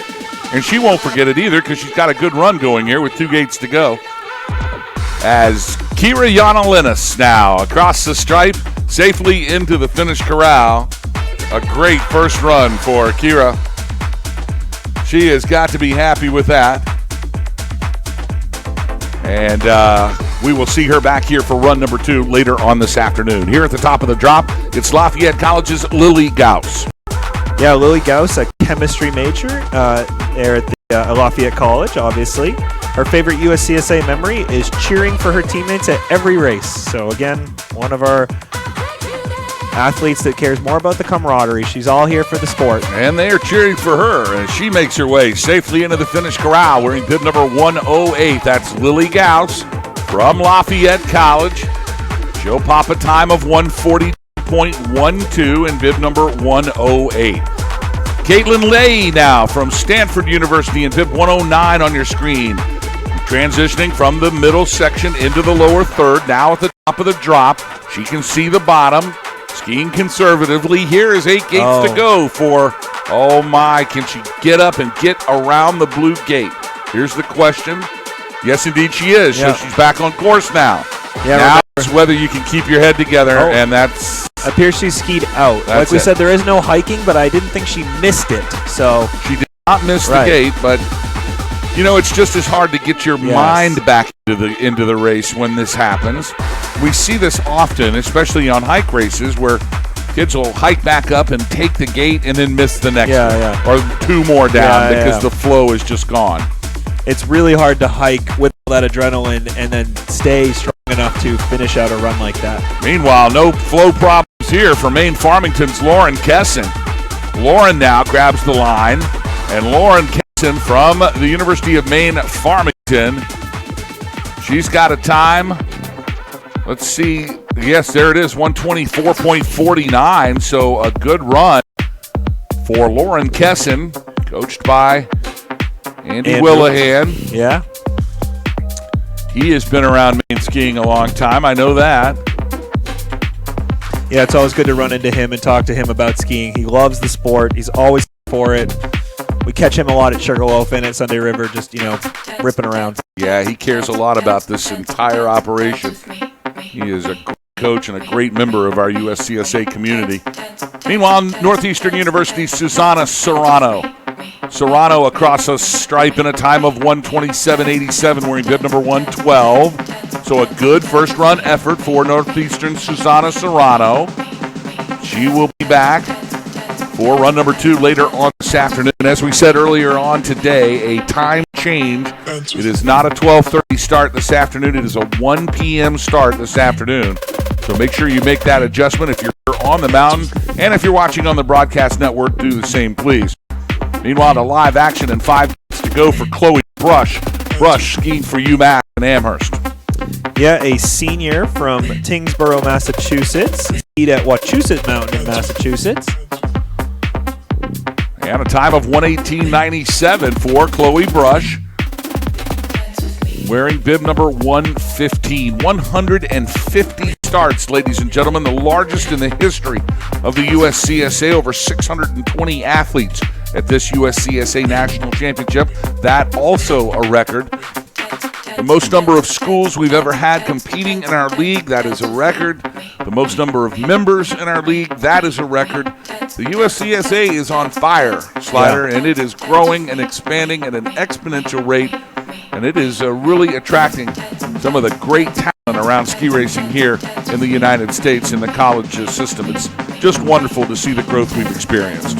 Yeah, CSA has been killing it lately. It's awesome to see. And again, like you said, for the athletes themselves, the growth of the sport only makes the sport better. So for those of you that continue to ski race, Nordic ski, freestyle, snowboard, thank you very much. Here's the Nittany Lion from Penn State University. That is Audra Robinson in bib number 116. Audra with a time of 137.78. That's good enough for 75th, but she'll be back for run number 2 later on this afternoon. Who would have thought 75th would have been mid-pack? Yeah. Mid-pack in a national championship GS, but it is indeed. That's how many good skiers we've got here today. Yeah, there is Sarah Ackerstrom from Rocky Mountain College. Sarah skiing in her second USCSA national championship, and she gave it everything she had. There's no doubt about that, as Sarah posted times of 121.81, wearing bib number 117, so another good finish for Madeline Bear from Billings. Yeah, we can see these skiers coming down now. The fatigue level is getting much higher. The ruts, the terrain, all of it is really starting to add up in this long GS course. Again, 41 gates and 44 changes. So, again, a tough race. But, looks like Emily Creek then went down. That is Northern Michigan University's Emily Creek, halfway down the head wall. And a spot that has taken out at least 15 other ski racers here in this run. Yeah. And you know it's coming, Spider. Like, they know it's there. It's all been radioed up to the top. Watch out. Yeah. It's the blue-red combo halfway down the head wall at the end. And so you know it's there. You start to set up for it as you make that left boot transition. And then it goes, the gates go all the way over to the looker's right side of the hill.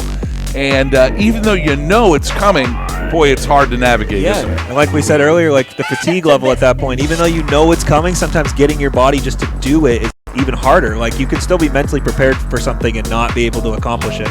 But it looks like we lost both Emily Creek and Alicia Sakia. A tough two-racer finish there where we didn't see either. On course now, though, for us will be Camille Jackson out of the formerly known Castleton University. Vermont State University now. I know. I just like to formerly known as Castleton. It's going to be a symbol soon. Yeah. It's a symbol. You know they're going to still be rocking the hoodies, like the formerly known, It's going to be like vintage to wear Castleton, anything Castleton. Camille Jackson in bib number 121 should be coming into our view momentarily as she has, on course, dropped in from the start shack high atop this Olympic run used back in 1980 for the Giant Slalom. Now we call it the Andrew Weibrecht Finish Arena. Weibrecht, of course, Lake Placid's one of Lake Placid's most historic local ski racers.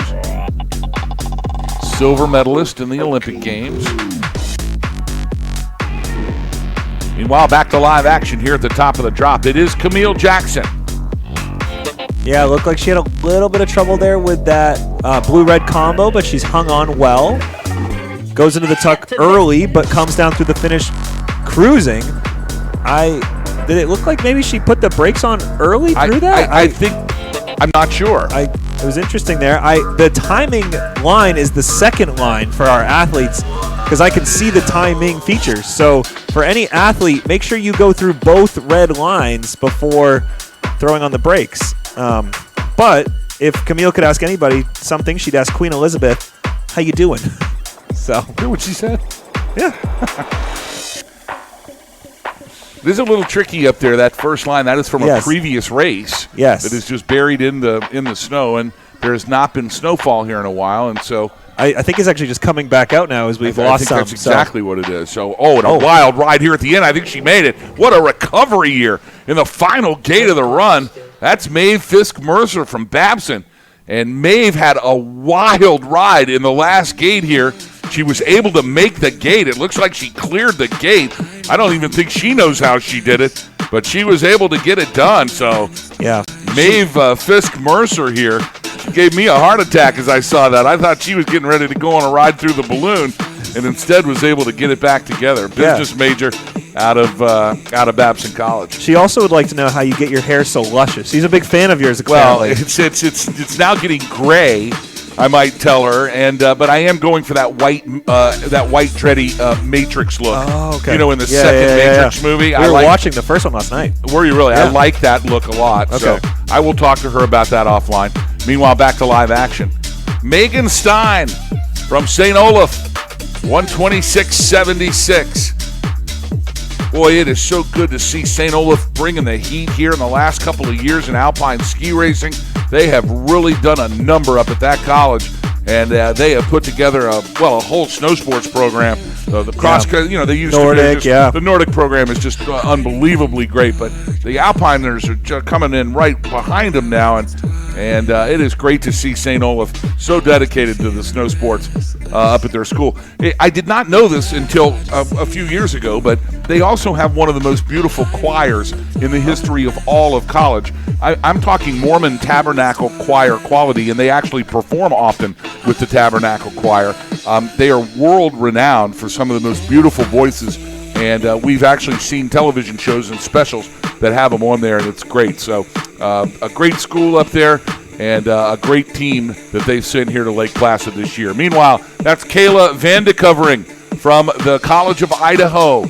Kayla with a time of 126.64, so just right ahead of Megan Stein from St. Olaf, wearing bib number 124. Now it's Marie Morris. She dropped out, didn't she? Yeah, sorry. I was catching up there, but we had two DNSs, so Marie and Mina Schneider, yes. Yeah, so from Northeastern. Two of them now. Oh, that's a tough break for Schneider and for Morris. Meanwhile, back to live action now. That's University of Minnesota Duluth's Ilsa Bastiens. And Ilsa crosses the line at a 129.17. She'll be followed by Columbia University's Merrill Sampson, and then the Claremont College's Claire Campbell. Here is Columbia's Merrill Sampson as she transitions out of the middle section into the lower third, and now down Draper's Drop comes Sampson. Yeah, Merrill skiing or a major in biomedical engineering as a freshman. This is her first national championship, obviously. Again, sometimes I crack up at the pronunciation things, but Merrill was very helpful with Merrill. So thank you, Merrill, for helping me out on that. Just trying to help you out. That's what she's doing. I need it. Merrill is very helpful. There's no doubt. And she has successfully completed run number 1 here for Columbia University. 135.08 for Merrill. Yep. And next will be Claire Campbell, as you said, and another one that really used the pronunciation part to help me out with a KL Air. So anyway, thank you, Claire, from the Claremont Colleges, a dual degree biology and public health, is a senior from Bellingham, Washington. And she will be listening to a little bit of bluegrass music and spending a lot of time outside after this is over. The Claremont College is a great West Coast institution, very close to where I live. And here she comes across the stripe, 139.59 for Claire Campbell. Meanwhile, on your screen, Lafayette College's Cy Shaw. No, that is not Cy. Cy is skied out, so this is going to be Emma Wanson from UMass coming down the head wall now. That's a tough break for Lafayette Cy Shaw. She skied out high, and now a tough break for Emma Wanson from the University of Massachusetts. Now, Emma got around the red gate, so it appears that she can continue to go through the blues. I do think she lost her pole, though. No, and she can't hike for the pole. Yep. So, unfortunately, that's the end of the day for Emma Wanson.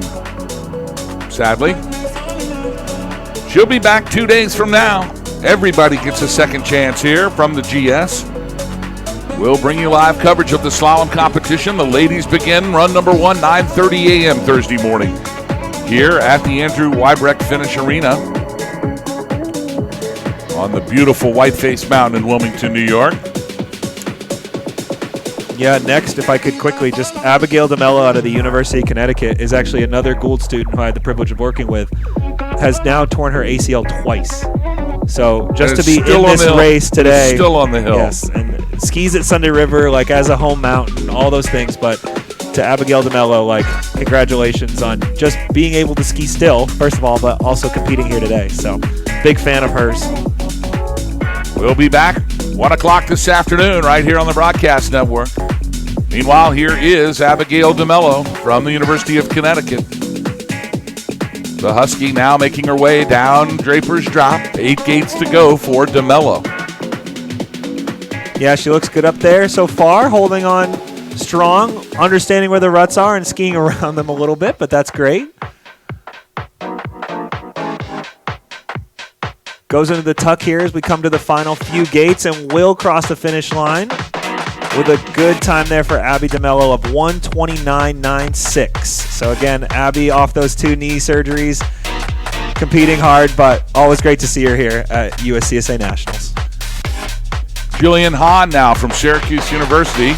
Here she is, wearing bib number 139, way back in the pack. But I got to tell you, this course is held up. Yes. I mean, it's amazingly firm right now.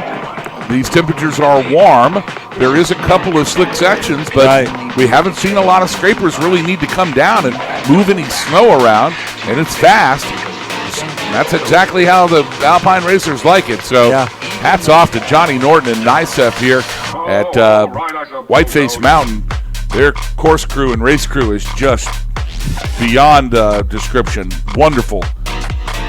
That is Jillian Hahn from Syracuse with a 128.16. She'll be back for run number 2 later on today. Here's Fallon Smith from the University of Maine Farmington in bib number 141. She'll be skiing with a can of Moxie in run number 2. Yes. The Donnie Pelletier style. Yeah. Oh, gets a little wide there on the blue and goes into the B-net, so a tough break there for Fallon. And let's hope she's okay. She hit the Yeah. B-net awfully hard. Yeah, she looked like she got a little late, got a little back seat, and unfortunately couldn't handle the next turn. But I do think she looks good as she's moving around up there and didn't crash through the B-net, so luckily was stopped by the B-net, which means it's doing its job. Fallon Smith is up on both skis now, and she is going to take the rest of the afternoon off. But I'm glad she's okay. We'll see her back here on Thursday for the ladies slalom. It looks like Elise Donahue of Clarkson University has also not finished her run. That's unfortunate. She was third at the Eastern Regional one, so a good skier now taken out again. Kayla Butler from Clarkson now on course, wearing bib number 143. Yeah, Kayla also skiing for Clarkson for Paul Reckberger, and obviously we saw him earlier, great coach, but I always like to joke with him that he inherited his program from my good friend Jeff Lathrop, you know. He did indeed. And I don't know if I've told you the story about the first time I ever did this with you, but I started saying, like, my good friend Jeff Lathrop, and everyone went up to the top and was like, Jeff, the announcer knows you. He's like, I don't know him. Because I didn't tell anybody I was doing it. Oh, that's good.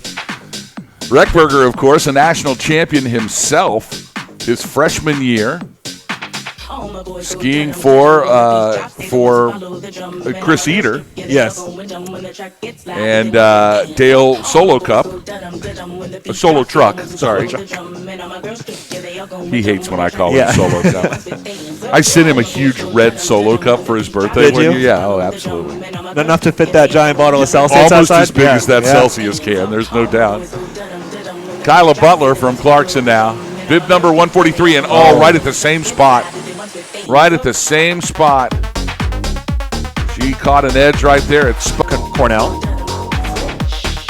Ava is a government and English major, a senior from Cornell.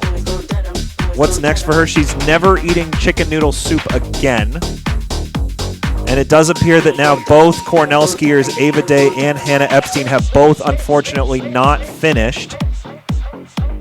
So we unfortunately didn't get to see their runs, but both skiers now on my screen have been reported as DNF, which means that we are now at Kylie Brino from Clarkson University, again skiing for Reckberger here. The Clarkson team toward the back of the pack, but Still has a good course, like you said. So I don't think there's a problem with the course. I mean, often there can be degradation in the course, but today it's rock solid up there. Yeah, and there is salt. There is salt on the courses. They have spent a lot of time with salt, and you can see that. I mean, the blue lines have been skied off. So it's not boilerplate. It's not a pool table up there. There is surface up there, and quite frankly, I've not heard a whole bunch of complaints from any of the ski racers. I think it's a great track up there. That's just a tough set. Yeah.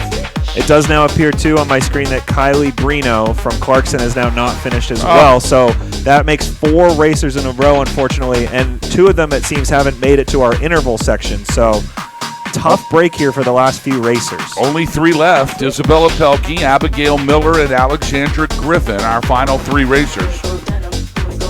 Want to remind all of the DNF racers, all of the racers that will not be back for run number 2 this afternoon, to make sure you put your bib in the bin at the exit of the finish corral. If you are a DNF racer here for run number 1, don't forget to turn your bib in, and you can put it in the bucket right there at the finish corral. We appreciate your cooperation. Thank you much. Yeah, it does appear like Isabella Pelkey has now gotten on course. So again, Clarkson racers here skiing from the back of the pack, but a good chance to move up and get into some sort of position for the flip, hopefully. For Isabella, though, she will be attending Upstate Medical University immediately following her graduation to complete her doctorate of physical therapy. So that's impressive. Way smarter than I would ever be. Again, and it appears that our next racer, Abigail Miller, has also entered the course.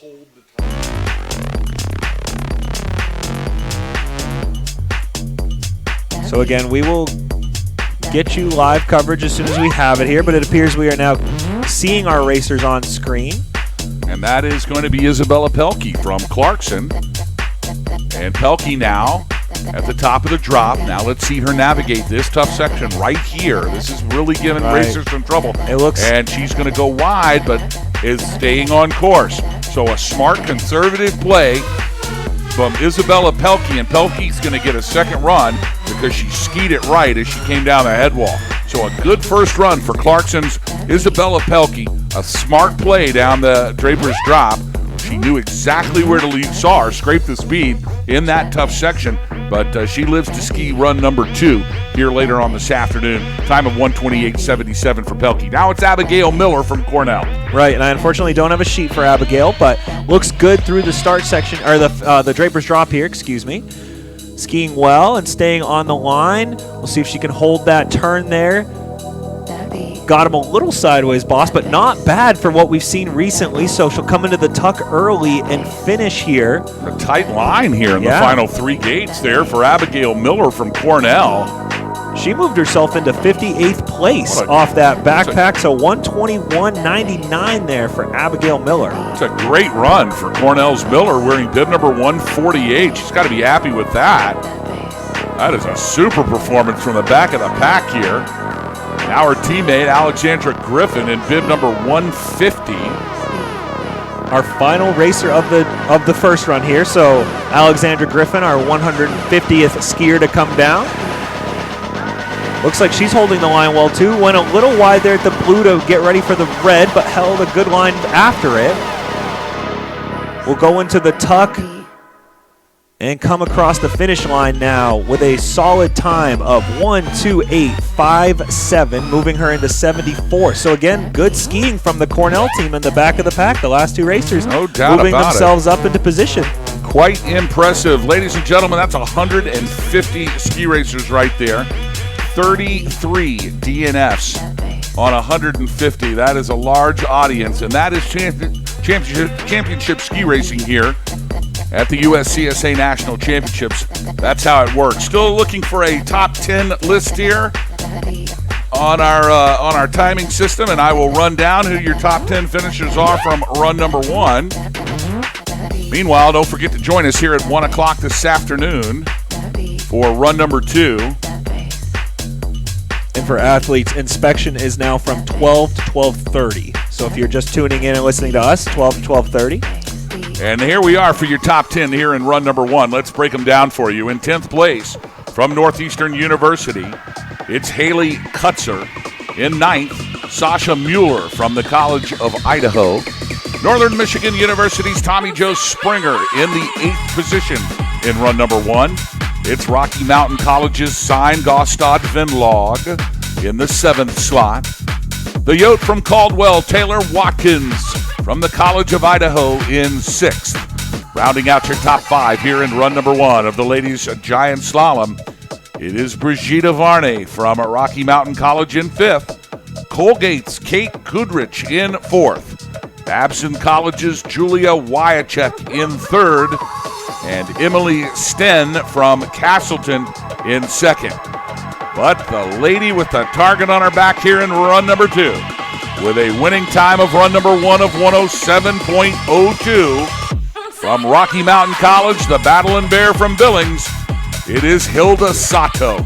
And we knew it when we saw it earlier this morning. As soon as she came down, Hilda Sato had a barn burner going on. The 107.02 is almost a half a second faster. Well, in fact, it is a half a second faster than Emily Sten's time from Castleton of 107.54. But anything can happen here in run number 2. And these top 3 ladies are all within 86 100ths of a second apart from each other. We'll have a great race here this afternoon, won't we, Slider? Yeah, I'm super excited to see this entire top 30, but everyone in general. But yeah, the top skiers here really came out this morning, and our top 20 starts really and set the pace. We didn't have a lot of movement in that top 10, so we'll see how they can finish it out. The track lasted well. We will have a total different set here in run number 2, and we will bring these competitors back to compete for all of the hardware. We're going to crown a national champion later on this afternoon. Run number 2 comes up at 1 p.m. here on the USCSA Broadcast Network. On behalf of my high cameraman, that's Adam Hollenbach. My low cameraman, Tim Devlin. Oh boy, it's Bennett Mosso on the board. And my broadcast partner, his name's Trent Rosenberg, but we call him Slider. I'm Boss Hog saying so long, everybody.